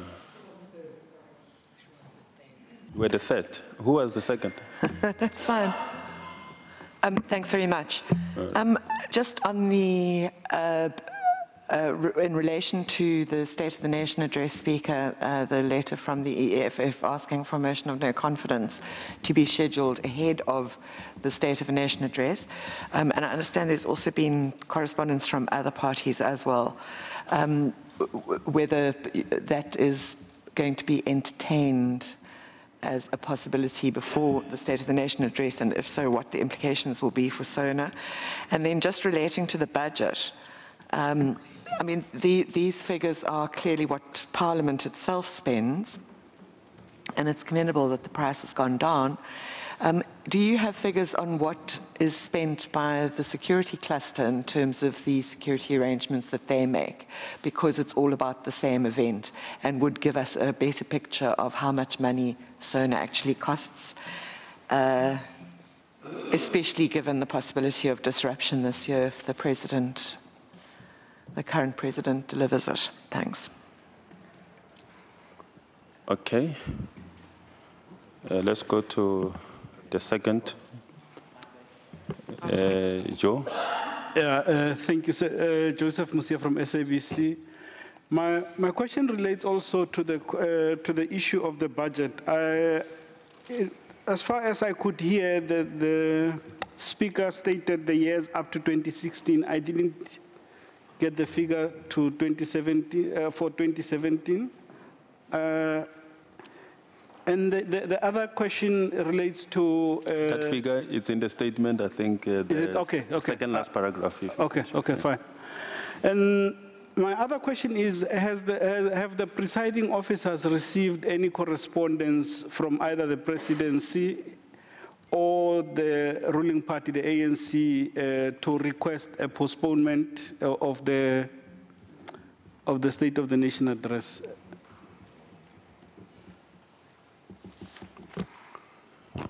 Fourth, Maria. Good morning, Marianne Merton, Daily Maverick. Two questions with regards to security arrangements.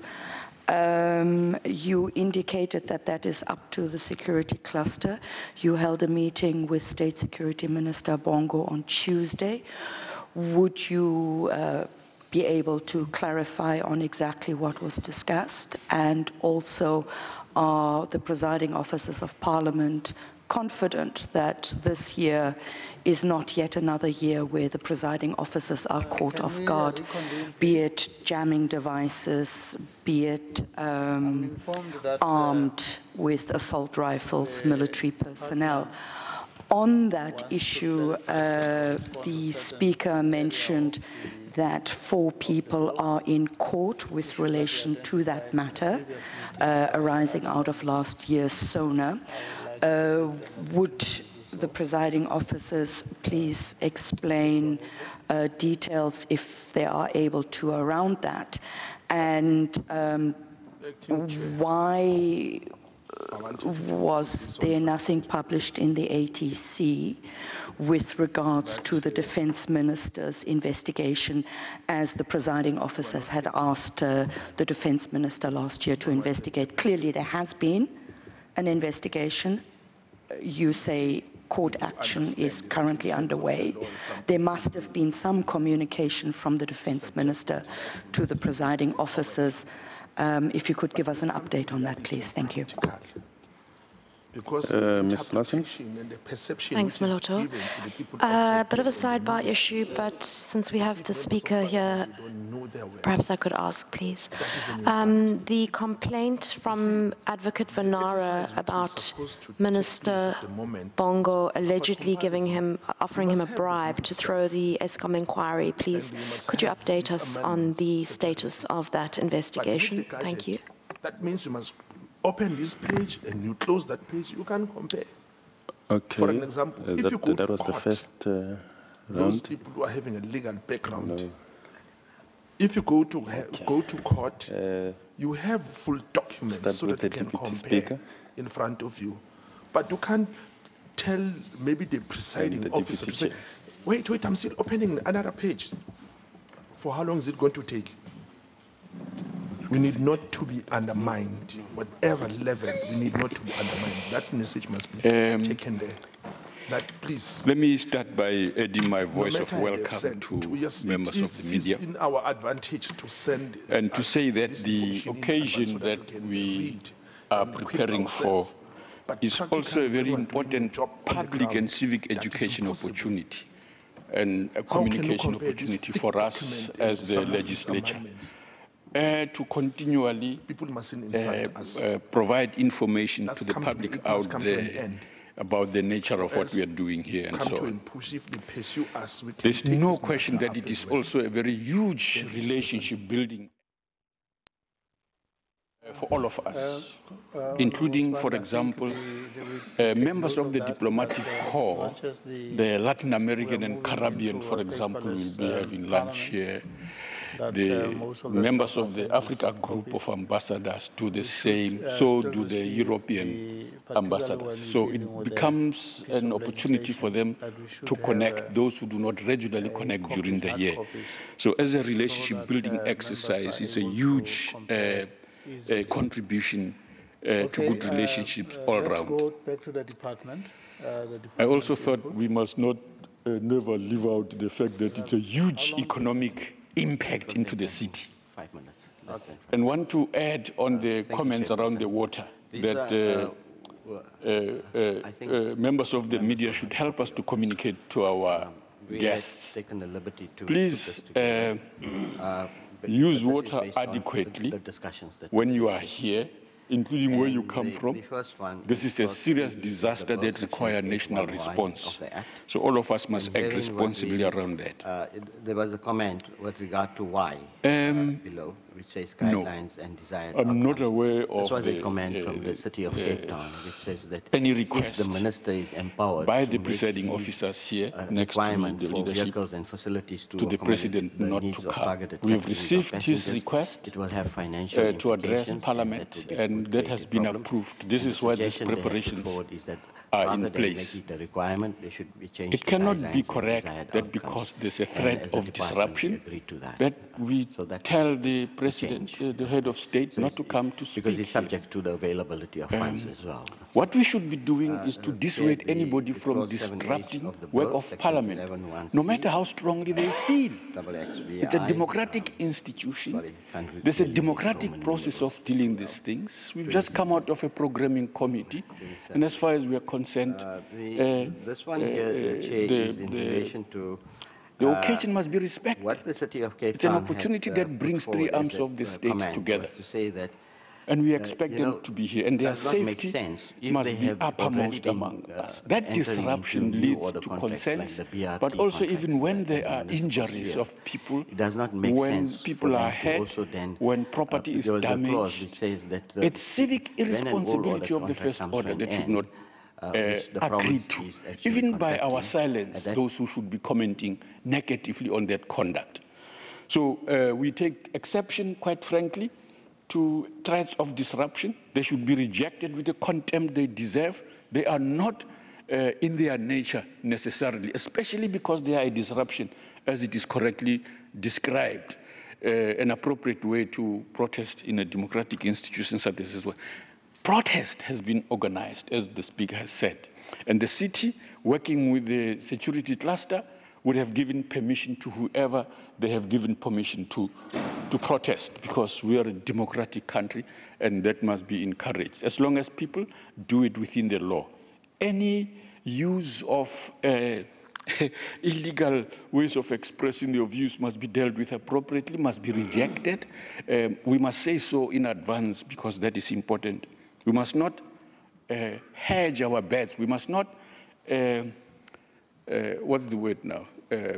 Be on the fence about issues that in their nature undermine the political democratic dispensation that we have by conducting ourselves in problematic manners.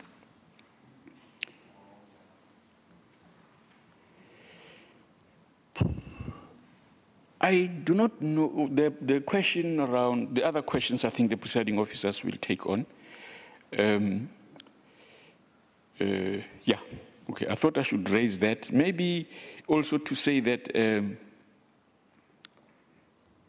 the preparations as are in place now, in the way in which we are looking at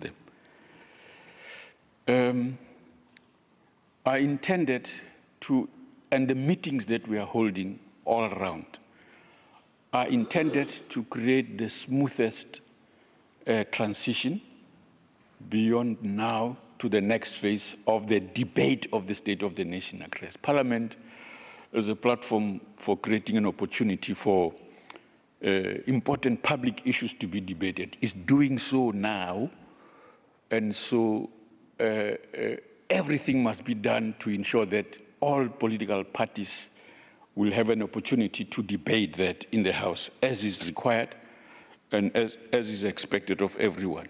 So each meetings, including with the security cluster, are intended to do that, so that we take as necessary precautionary measures as we can within our ability to do so, to do that. So I would imagine that the Tuesday meeting referred to falls into that category of meetings intended to do that. At an appropriate time, I believe the Speaker has said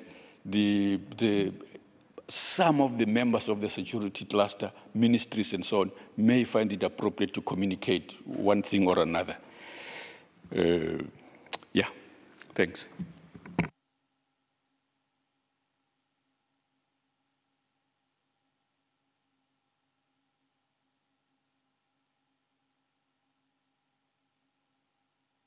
Thank you very much, Speaker, and welcome to members of the media. We have just received a clear confirmation from the City of Cape Town that the precinct of National Parliament, as we know, that is a national key point, would not be affected by the crisis that we are faced with. And there are, of course, contingency plans put in place to avert any inconvenience to people who will be attending the State of the Nation.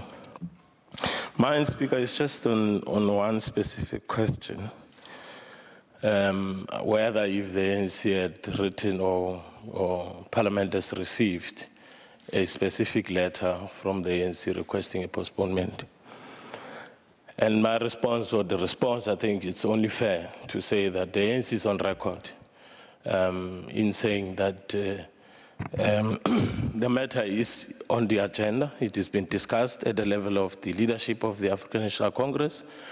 But so far as the State of the Nation address, the current head of state is the head of state of the Republic of South Africa, and therefore is expected to deliver the State of the Nation address. So in simple terms, no, there's no such correspondence. And what I'm saying, it is already in the public domain. I mean, the Secretary General of the ANC has confirmed that, to say, as the African National Congress, they are engaging with the particular matter. And as we know, as further communicated, is that there are further and consistent engagement with the current president of the ANC and the president of the Republic. So we don't need to panic around that one.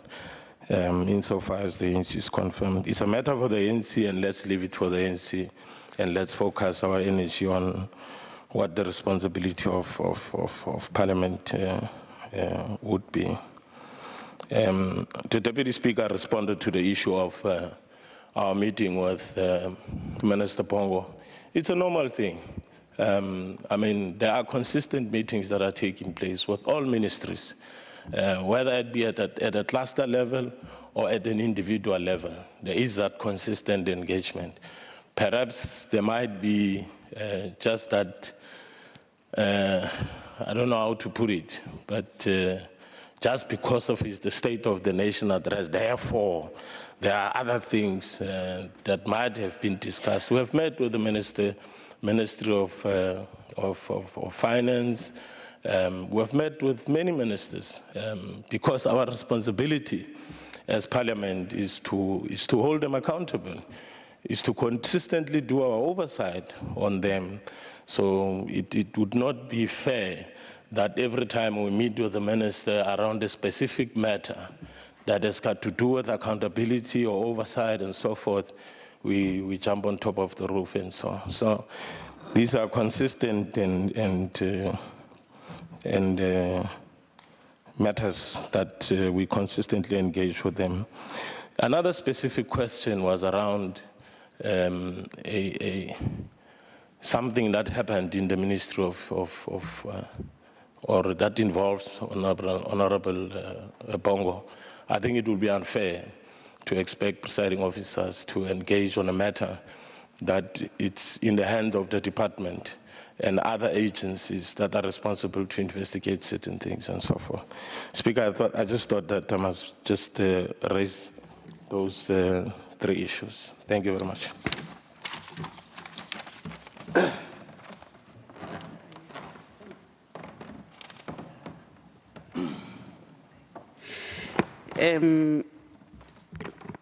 I hope it is not interpreted as being sexist if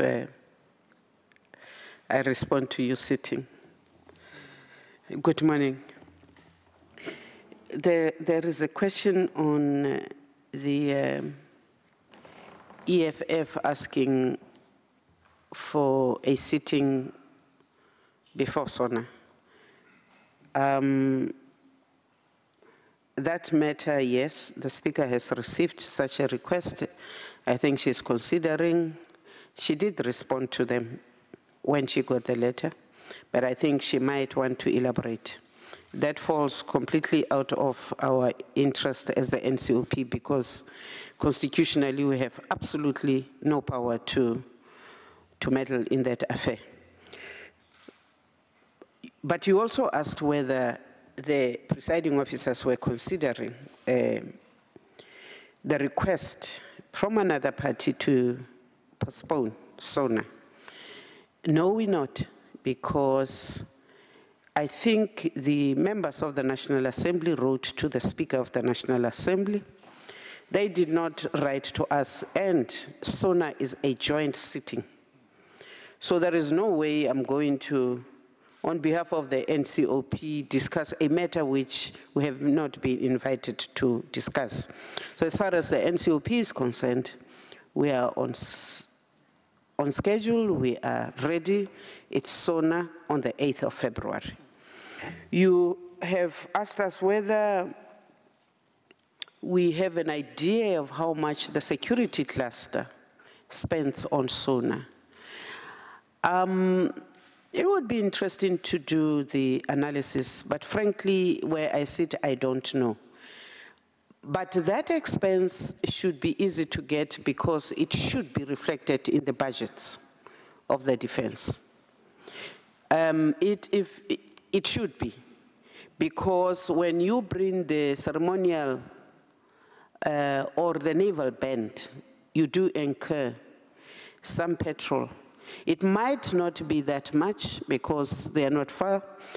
The naval band is based in Simonstown. I hope I'm still right. So it would be an issue of conveying them to and fro. We should be able to get by that. All we focused on was to say that as we promised as Parliament, we would bring down the costs of SONA. Marianne, you asked us to tell you what we discussed with the ministers, with the security cluster ministers. When SONA is convened, it brings together all people. It actually creates if you don't plan properly, you can have a security disaster. Because you've got all the heads of the states under one roof. You've got your most important departments and entities of the states under one roof.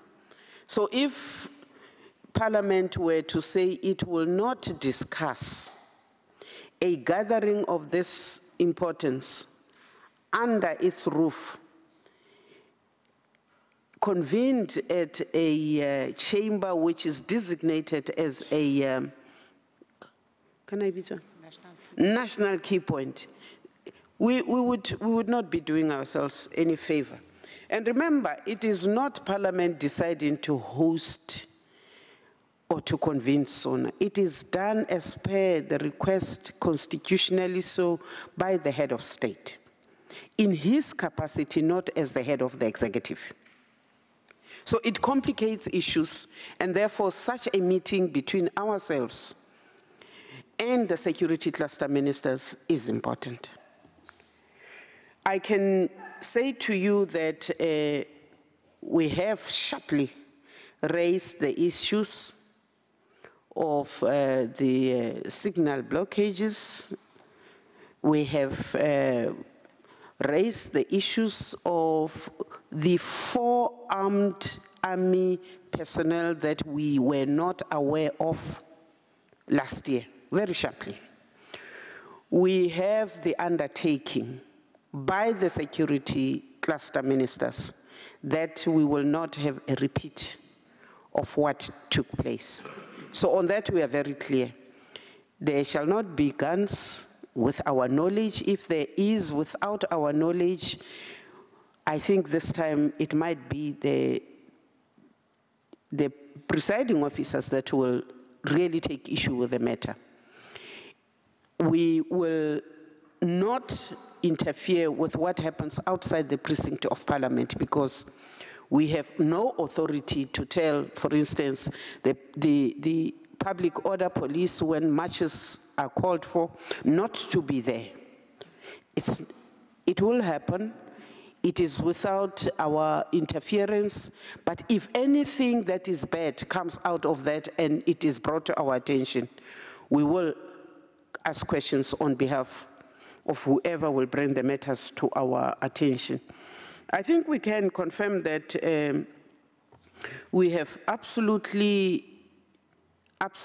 no intention as presiding officers to approach any president to say, you must not come and give the state of the nation. Remember that for us, it is a president or the president that writes to us. It is not President so-and-so. So whoever is president will address SONA. That's all we know. Thank you. Thank you very much for the questions from members of the media. I think most questions have been covered.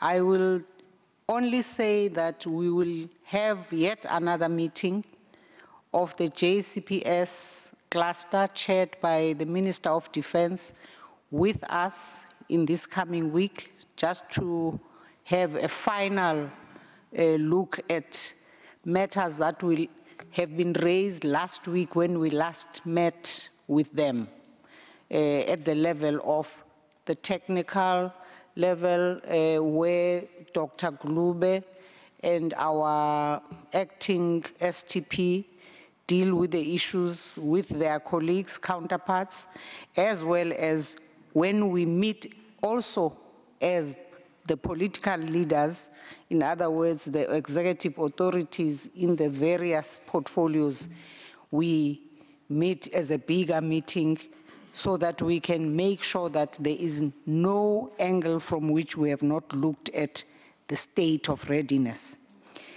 The last issue is the question of Advocate Vanara's matter, which of course is not about the State of the Nation address. However, because it has been raised, we will answer that the matter was taken up immediately that he submitted his affidavit by the Speaker directly to the head of state, because he had just been appointed a minister.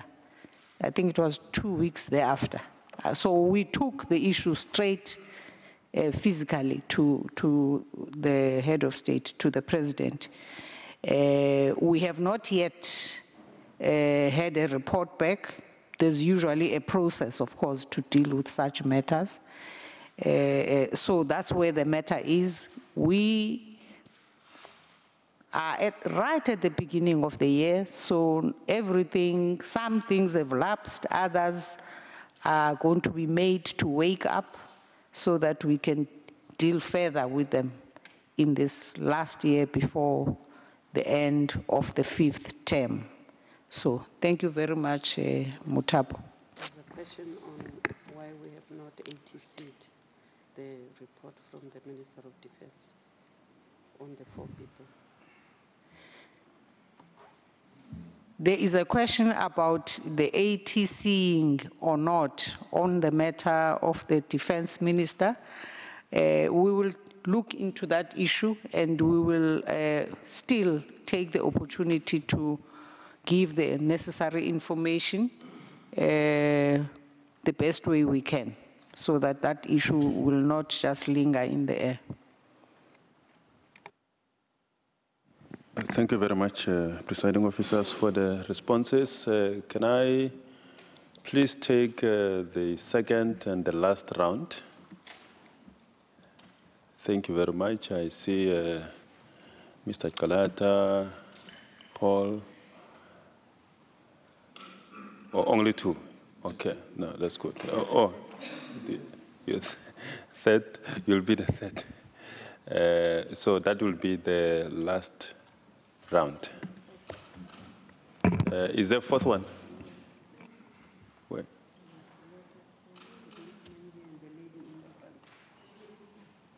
Oh, you are, okay, no, I didn't see. Yeah, those 4 hands for the last round, right. In that order.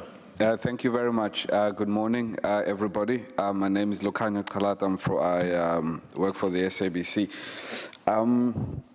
If I may just come back to the issue of the motion of no confidence. I think it was a request by the EFF. If not, is there currently, also in the, I think it was the programming meeting just before we came to this briefing, the chief whip of the majority party had mentioned something about a possible date that is currently under discussion between the speaker and the new chief whip. Can you and the chief whip? Can you just confirm that for us, please, ma'am? About a new date for a motion of no confidence and whether or not it relates to the judgment by the Constitutional Court last year. All right, thank you.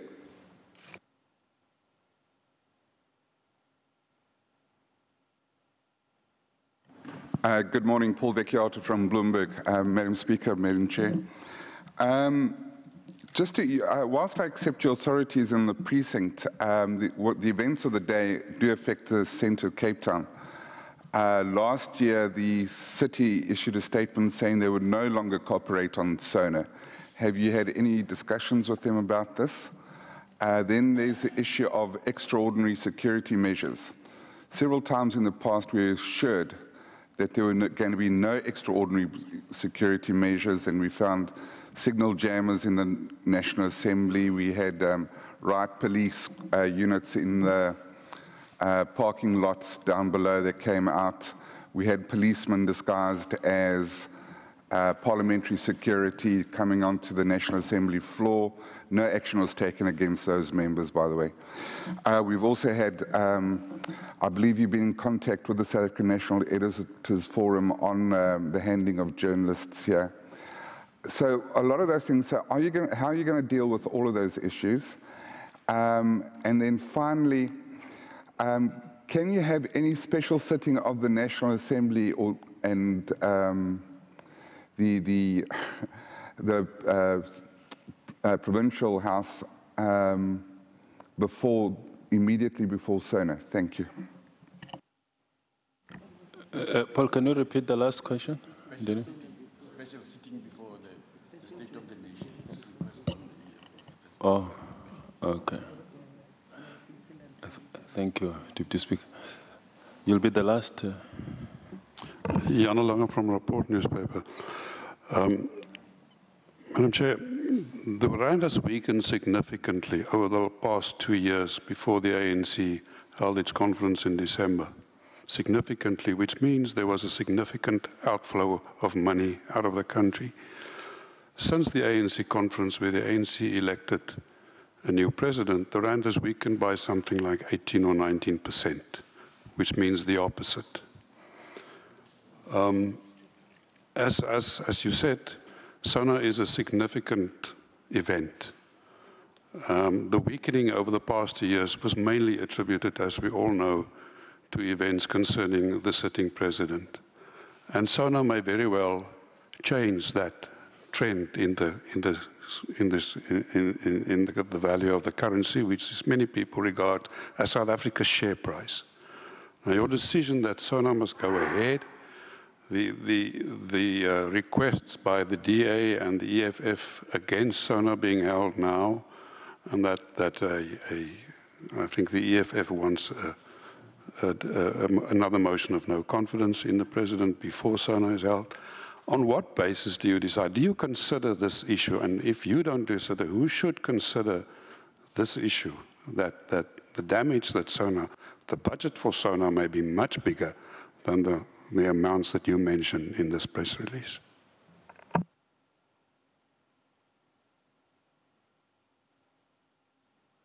Yeah,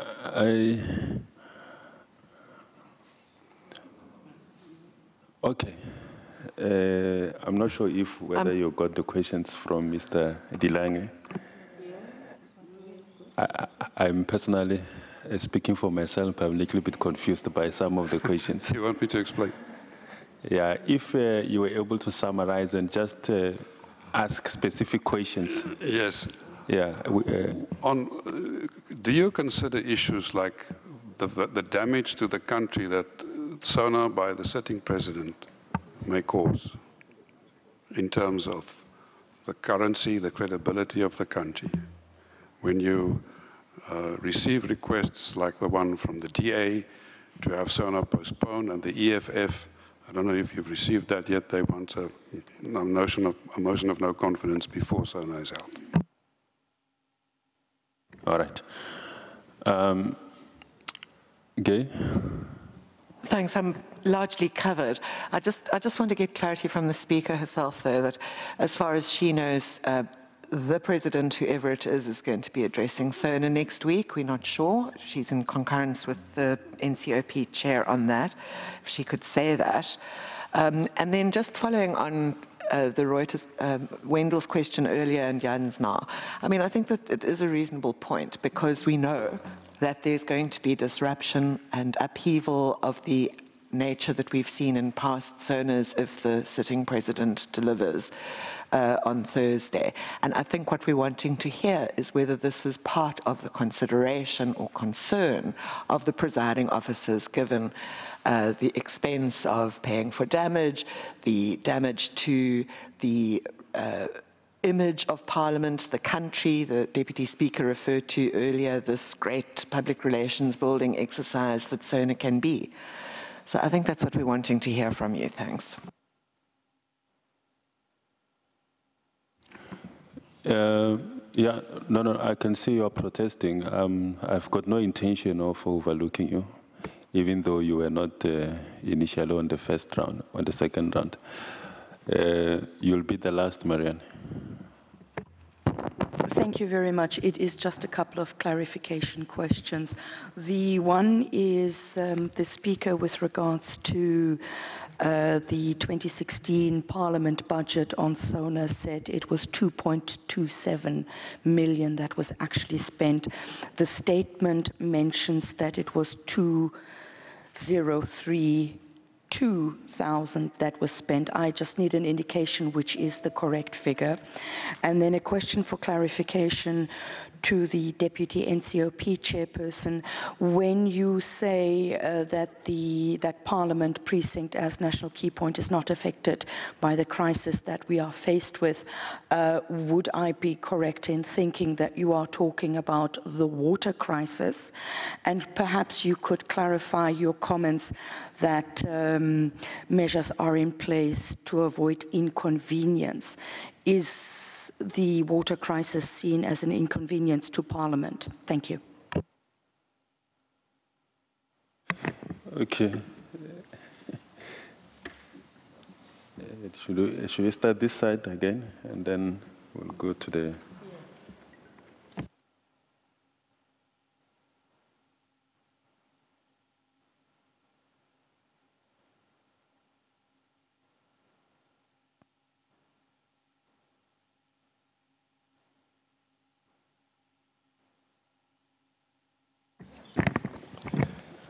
No, thank you very much for the specific question to me in particular. Yes, it is with regard to the question of water. And I want to link that with a question, I can't remember who asked it, around the cooperation between the Western Cape and Parliament. That cooperation, I must say, it has been strengthened by this letter. It proves that there is a cooperation. I avoided reading out the letter, but it is a confirmation coming from the municipality or from the city of Cape Town to say that Parliament is a national key point, would not be affected as such. Although certain measures will be put in place. Around the issue of inconvenience, yes, of course, it is related to water more than any other thing, insofar as SONA is concerned. So don't be stressed about that and think maybe there are undertones in relation to that. So I think that was the specific clarity that you needed, not unless I left out any other thing. Okay, thank you very much.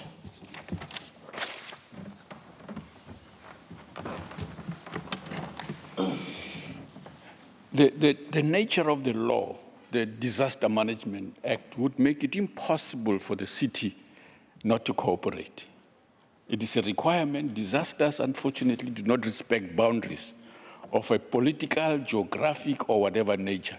So they have to be managed collectively, and this is why we are glad that there has been cooperation. That was possibly, shall I call it, an emotional reaction to someone which had no authority over the city itself, but not an actual expression of intention to pull out.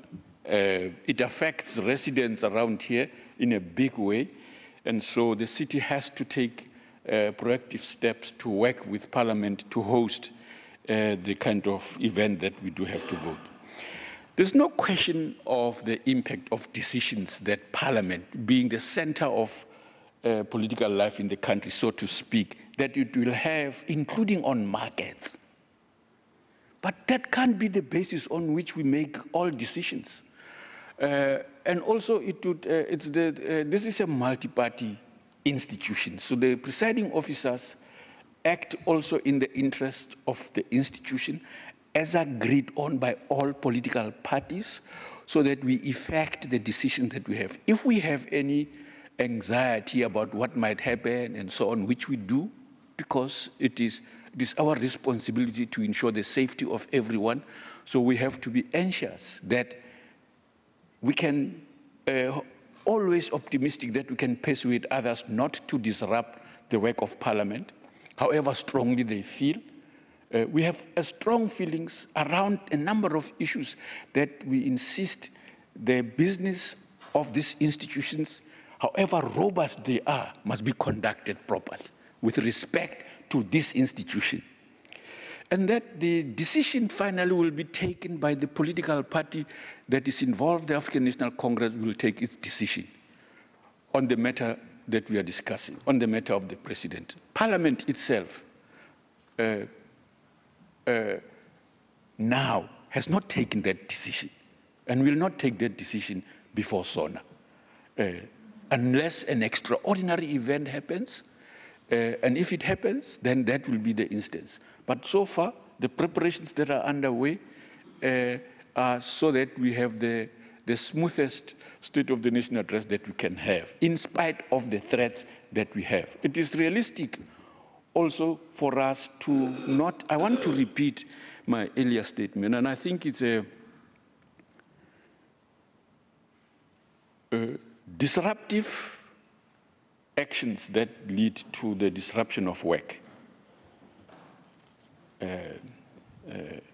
If we yield on them, there will be no place to stop yielding every time someone threatens, bellows with aggressive intentions, and we yield to that nonsense. We are not, frankly, ready to yield to that nonsense. And I want to express it strongly in those terms, because I think we have to be contemptuous of wrongdoing in the state across the board, but we should respect the law. We should respect our constitution. We should respect the institutions that we're taking. And so we think that in acting in that manner, we are not unmindful of the impact that we are going to. It is precisely because we would like to see an atmosphere that generates confidence in the rest of the public that we will treat every person inside the institution in the fairest manner that we will treat any other individual outside here. That's our political and legal responsibility.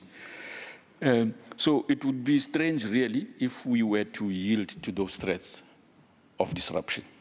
The impact, no question, we have to be concerned about those things. We would like, you see, the fluctuation of the rand has a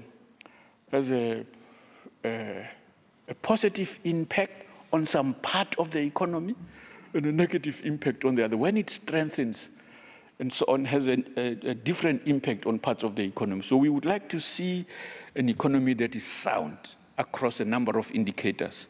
And so whatever we can contribute to ensure the smooth running of these institutions, and the political parties at the appropriate time take the decisions that they have to take. We have to go as planned with the intention to, we do not assume the state of the nation is the line, because it will be debated. That's what the public wants to do, to debate that, to debate the contents by political parties in here. This is an opportunity that we are creating. Until perhaps we are confronted with a reality that something else happens, we don't see it in the horizon yet, I think. So we are really suggesting that things will go as planned.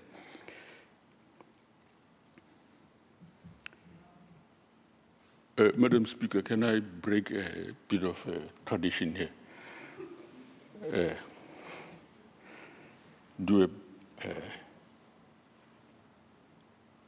To call a special sitting before SONA is unlikely to happen. I don't know what is the likelihood of that. What persuasive argument exists now? I can't hear it, given the things we've just laid out before you, the preparations that have already done, and so on and so on. And then, in addition to the State of the Nation, have a special sitting? No. The factors that is driven by the preparations that have been done so outweigh any reason for us to organize a special sitting. It would be the most unprecedented thing to happen now. Weighing what is before us, I don't see how that will happen. That's just my personal opinion. I'm ready to be clobbered by the presiding officer sitting on my right here. Thank you very much. Thank you again. I think the difficulty of the question is that you are forcing us to consider matters political which are actually outside our control. When sittings are held, and yes, we must consider the safety of the people. Part of the reason we meet up with the security cluster is because there are risks when you bring together the people that we bring together. But that sitting is at the invitation of the president, SONA. That invitation carries one item on the agenda, and that agenda is not ours. It is the president's agenda. Any other joint sitting is our doing. That we can change and whatever. So until the person who says, on such and such a date, please organize this, says to us, we want you to remove, we want you to postpone, we cannot do so. The other matter is what Paul raises, and I understand where you're coming from. But remember that when life and property is threatened within the precinct of Parliament, that the security does not need us to say to them, you can now enter and save this life and save that and that. They will come in. But I do hear the point that you are raising, that it does seem like an overkill to have members who are really trained to use a certain amount of force within the areas where they shouldn't be. It is a matter that we have been discussing. It does seem that the recommendation we have always had is have the South African Police Service. And you only have the South African Police Service in support of the Parliamentary Protection Service when you need them. So that is our line. If anything happens, which means that there is a situation which is beyond the surgeon and the usher, then we will call on what is available immediately to Parliament, and it is the Parliamentary Protection Services. So I hear the concerns that you are raising, that Parliament should not be seen to be turning itself into security knots. Hear you. We have been raising that. Will we have surprises? We can't say we will not have surprises, but we have raised it very sharply that we do not want the security ministers or whoever is above them to make any decisions concerning the precincts of Parliament without us knowing. And we are also upfront to say that we will not allow any of the things that has happened in the last 3 years to happen in Parliament. There will not be any blocking of signals. We will not have armed army personnel in the precinct of Parliament. If it does happen, let it be brought to our attention so that we deal with it. The questions that are left, Speaker, have to do with what I think the Deputy Speaker addressed, issues around whether or not we will have a special sitting. I underline the answer the Deputy Speaker has given on that particular question. And the answer is no, we're not going to have a special sitting before the joint sitting to receive the SONA address. To add to what the chairperson was saying about the issue of what informs the role of the security services, and I'm talking about people other than the parliamentary protection services. There is a provision in the Powers and Privileges Act that says, should a situation develop where there is a threat of violence, enough of a threat of violence, or actual violence in the house, the security forces have the responsibility legally to intervene and play their role as expected by the law and the Constitution. And it's only on those grounds. And in terms of the rules that, in fact, we presented on Monday in Johannesburg when we dealt with stakeholders, including journalists, as well as when we were having a more focused and smaller discussion and exchange with members of the South African National Editors Forum. We did point out the situation that informs the conduct sometimes of members of the security forces. We've also talked about what we have done to raise those relevant issues with the security cluster very sharply. And in fact, as the chairperson has said, we have cooperation from their side that those issues must be avoided, and that in fact those members, security members, that might need more training will be given that training. But under Muloto Mutapo, the matters that arose last year in terms of the handling of journalists have been thoroughly canvassed. And of course, he is here himself to, engage further on those matters. On the specific matter of the 2016 budget, apparently I skipped a line. So the correct information is, in 2016, the budgeted amount was 3,946,000. But the actual spend was 2,032,000. That's the correct information. Thank you very much. Can I? There's,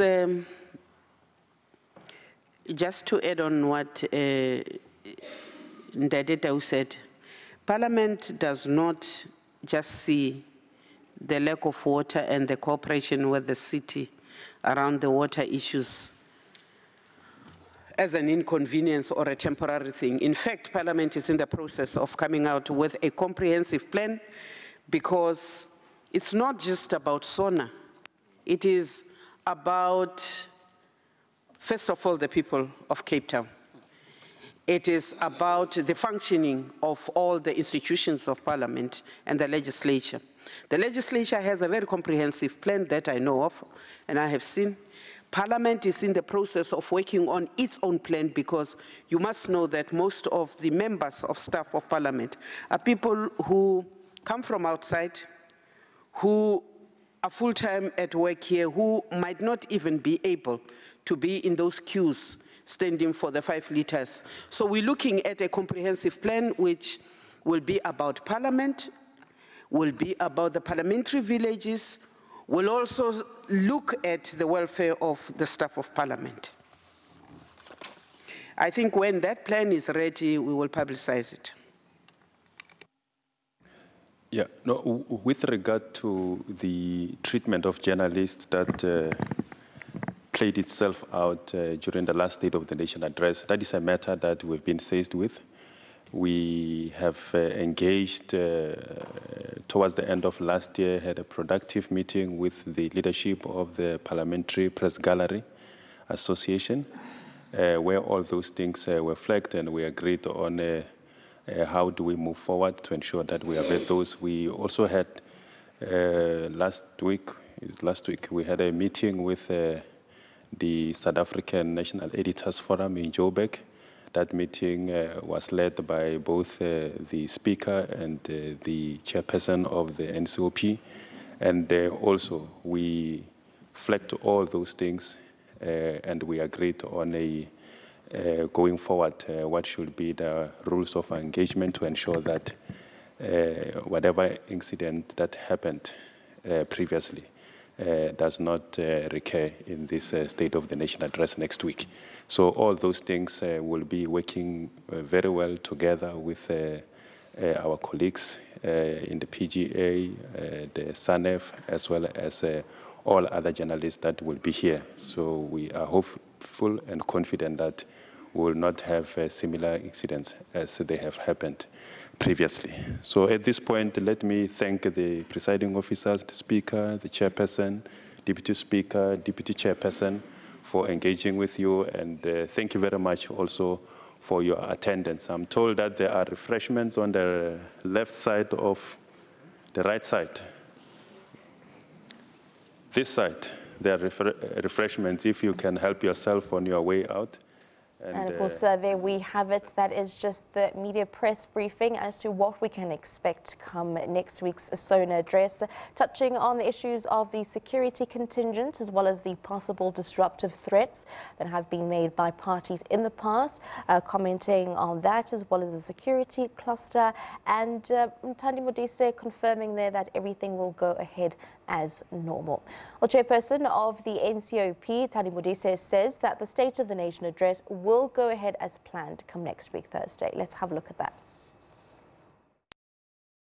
Question on the EFF asking for a sitting before SONA. That matter, yes, the Speaker has received such a request. I think she's considering. She did respond to them when she got the letter, but I think she might want to elaborate. That falls completely out of our interest as the NCOP because constitutionally we have absolutely no power to meddle in that affair. But you also asked whether the presiding officers were considering the request from another party to postpone SONA.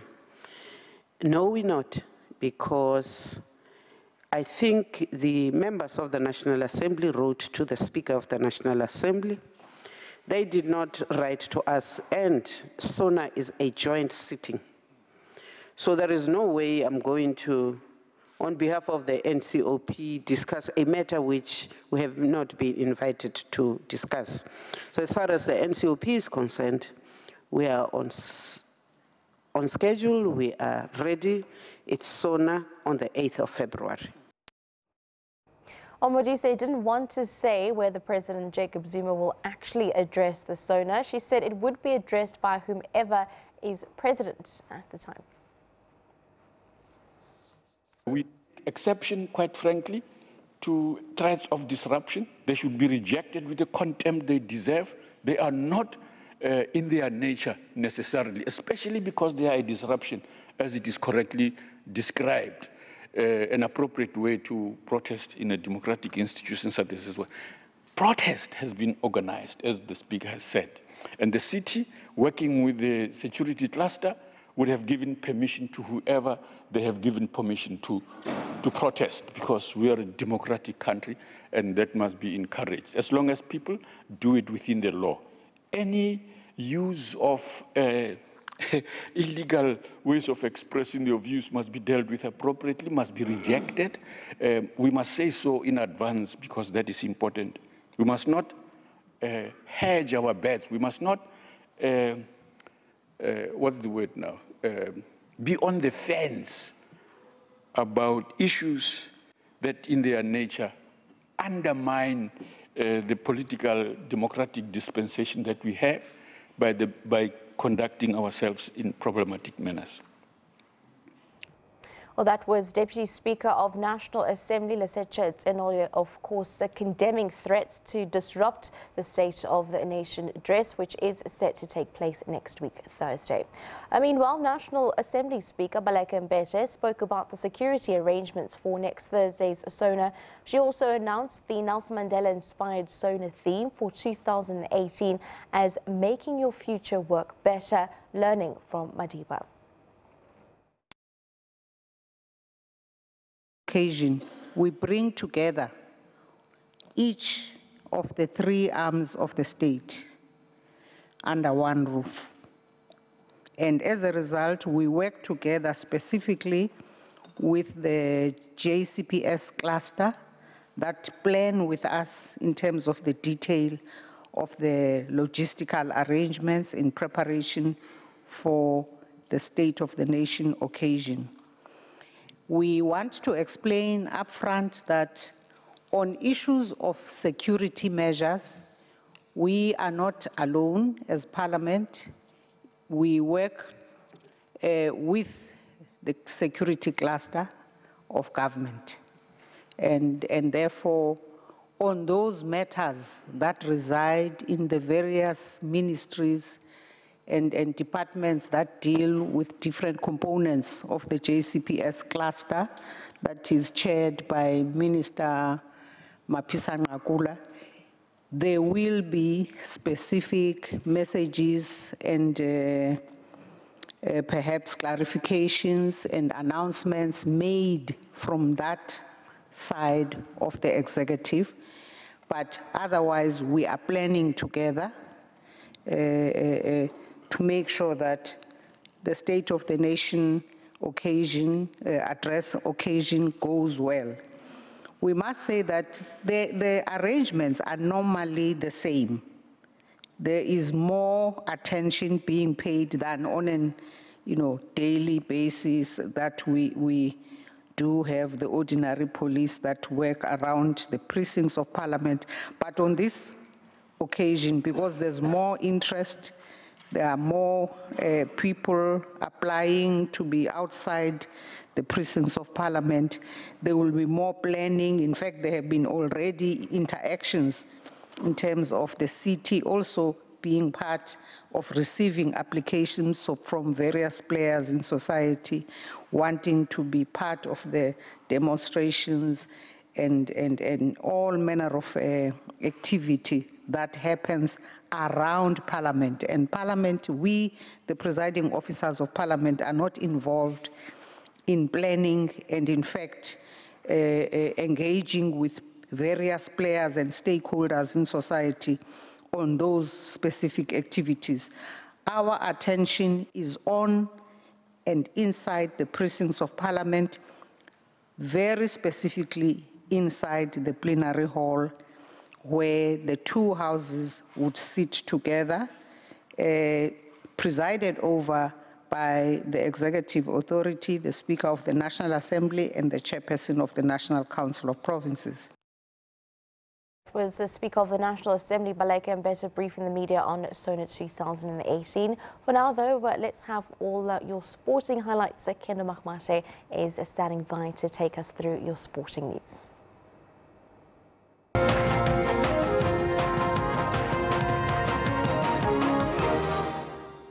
Shante, thank you very much for that. Hearty good morning to you on this beautiful morning here in Johannesburg. Now, Nigeria have booked a spot in the 2018 CAF African Nations Championship final.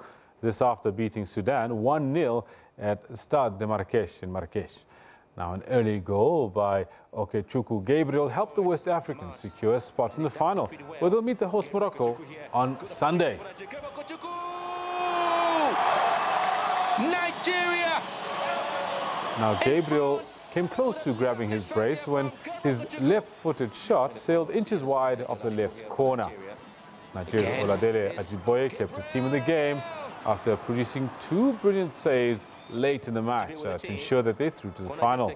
Now the defeat for the Sudanese means they will meet the Mediterranean Knights of Libya in the third-place playoff on Saturday night. We still feel they have this one, and good save on the line here, Nigeria. Simply amazing stuff coming in from the Super Eagles. Now I'll bring it all back home, and Orlando Pirates suffered their first defeat of 2018, losing by 3 goals to 0 against relegation-threatened Ajax Cape Town last night. The loss results in the Buccaneers dropping from 3rd to 4th place on the ABSA Premiership log. That Kaizer Chiefs have moved into 3rd must hurt a little bit for the Buccaneers and their faithful. Meanwhile, SuperSport United were sucked into the relegation quagmire after yet another loss at home, this time to AmaZulu, following their 4-1 loss to Bidvest Wits at the weekend. Pirates were not prepared for what was waiting for them in Cape Town against Muxin Etukral-led Ajax.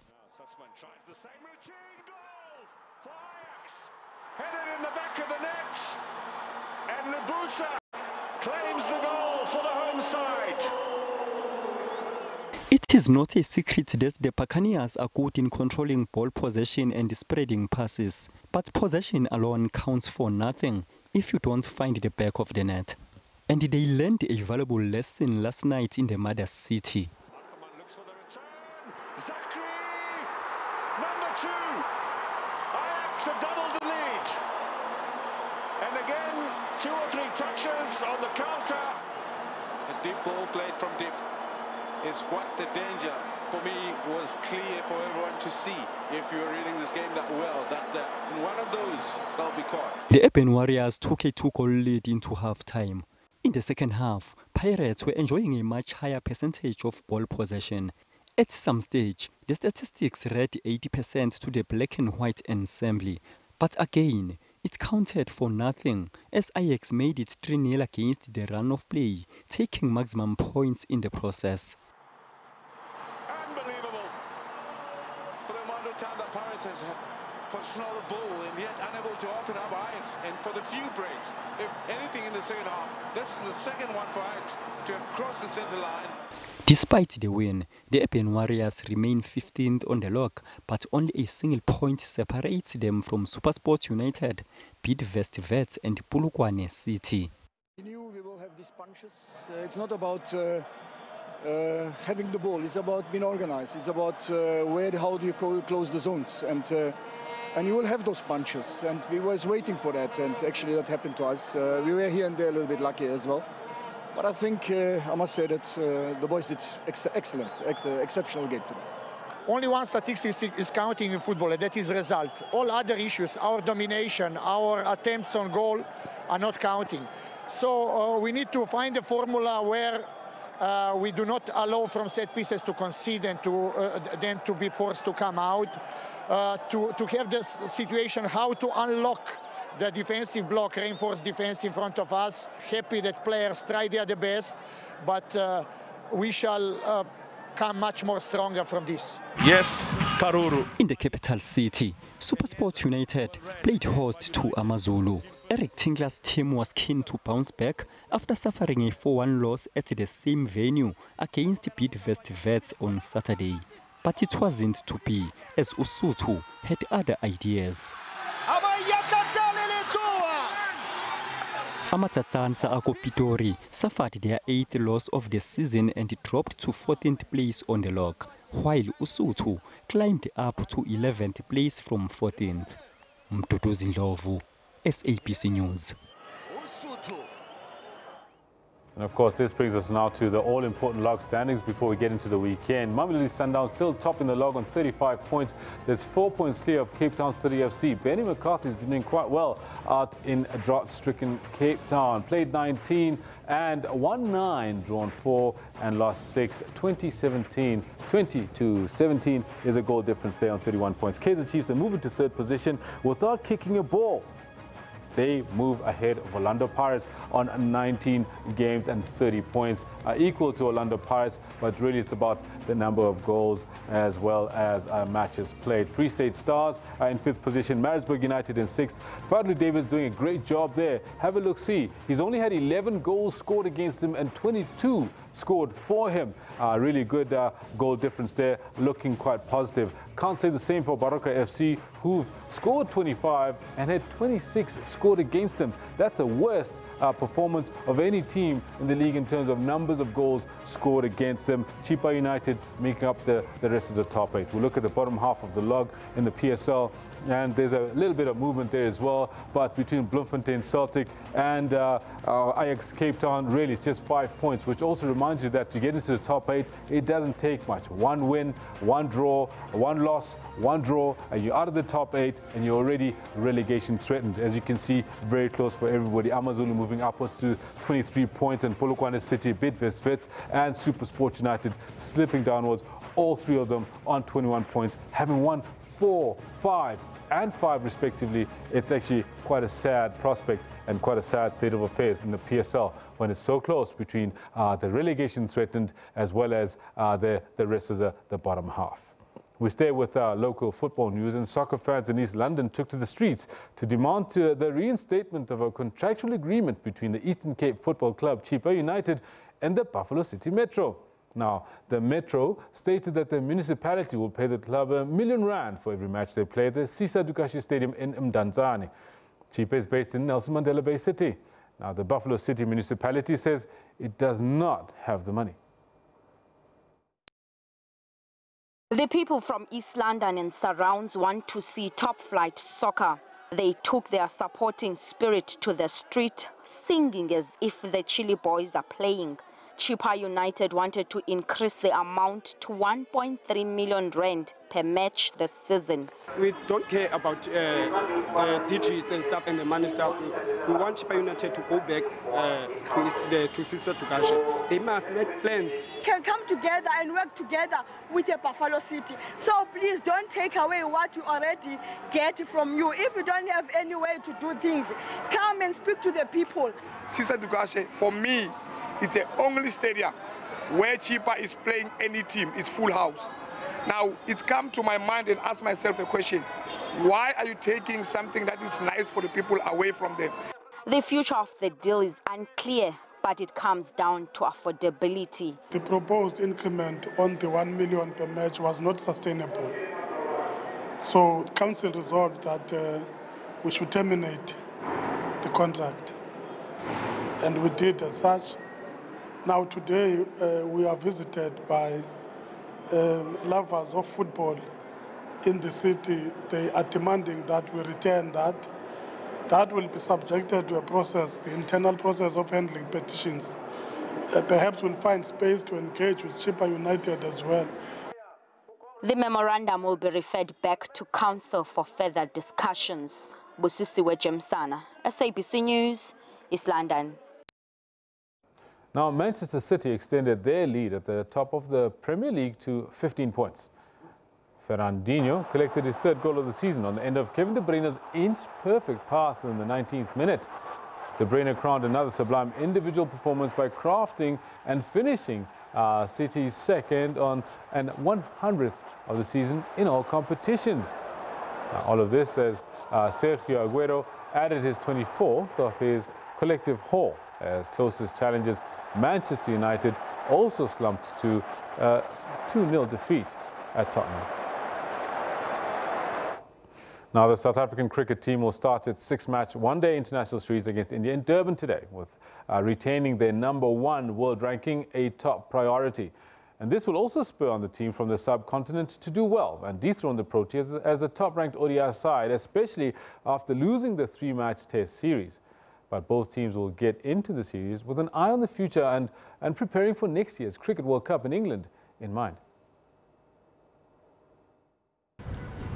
The Proteas have a slender 1-point lead at the top of the ICC ODI rankings. And with points adjusted after every match, there's a possibility for the #1 position to change hands after every match. But the players will play the series with an eye on the future as their main goal is to win the 2019 Cricket World Cup in England. With a squad of 15 selected for the first 3 matches, some players might get a chance to play so they can stake a claim to be considered for the tournament. I feel this is the first time and the only time that we've really taken a small step away from the now and a bigger step into the future, where we're trying to see. This is the first time that every conversation we have as a selection panel or captain or a coach to see how we can have a look at more players. Du Plessis says they are happy to have JP Dumini back in the team as he needs to play and improve in time for next year's tournament. So good to have him back. He's a very, very effective white ball player. So we're hoping to see the best of him again. It's important for us as a team that he gets good opportunity and even start winning games for South Africa. AB de Villiers will miss the first 3 matches because of injury and will be replaced in the starting 11 by Aiden Makram. Thursday's match at Kingsmead starts at 1 p.m. and will be broadcast live on SABC 3. Pesinka to SABC News. And that's almost a wrap-up of a newsroom. Let's have a look at our question of the day. We'll be rounding that off. We're asking, of course, what do you make of MultiChoice's decision not to renew ANN7's contract? Continue to send us your comments. Just before we wrap it up, Comrade Teva says this decision of MultiChoice doesn't show democracy at all. They shouldn't be controlled by anger and the spirit of politics. Well, it's a private company. Democracy doesn't really cut it in private companies pretty much. Mfana Kamshiengu says, I see an opportunity for me and other like-minded blacks with interest in the media to come together and go for the Channel 405 slot when it becomes vacant in August with our own news channel. Now there's a man who's an entrepreneur at heart. Linda says, shocking, corrupt, unethical. At ANN7 TV should use free-to-air option and go it alone. Monopolistic rather, MultiChoice should not be allowed to kill the jobs. All right, Samkele says, good riddance. I don't agree with the narrative that MultiChoice opting not to renew ANN7's contract means that they're stealing from poor blacks and silencing the black voice. So Samkele doesn't believe this. Hela, ANN7 is not a public broadcaster, but a private company with ties to the notorious Gupta family, Nogal. Thank you very much for interacting with us and joining us here on SABC Newsroom. We love talking to you. Remember, please always send us your comments. Participate in our poll and question of the day on @SABC Newsroom. Until tomorrow at 9 a.m. for myself, Shante Yankees. And me, Kendall Makamate. Bye-bye.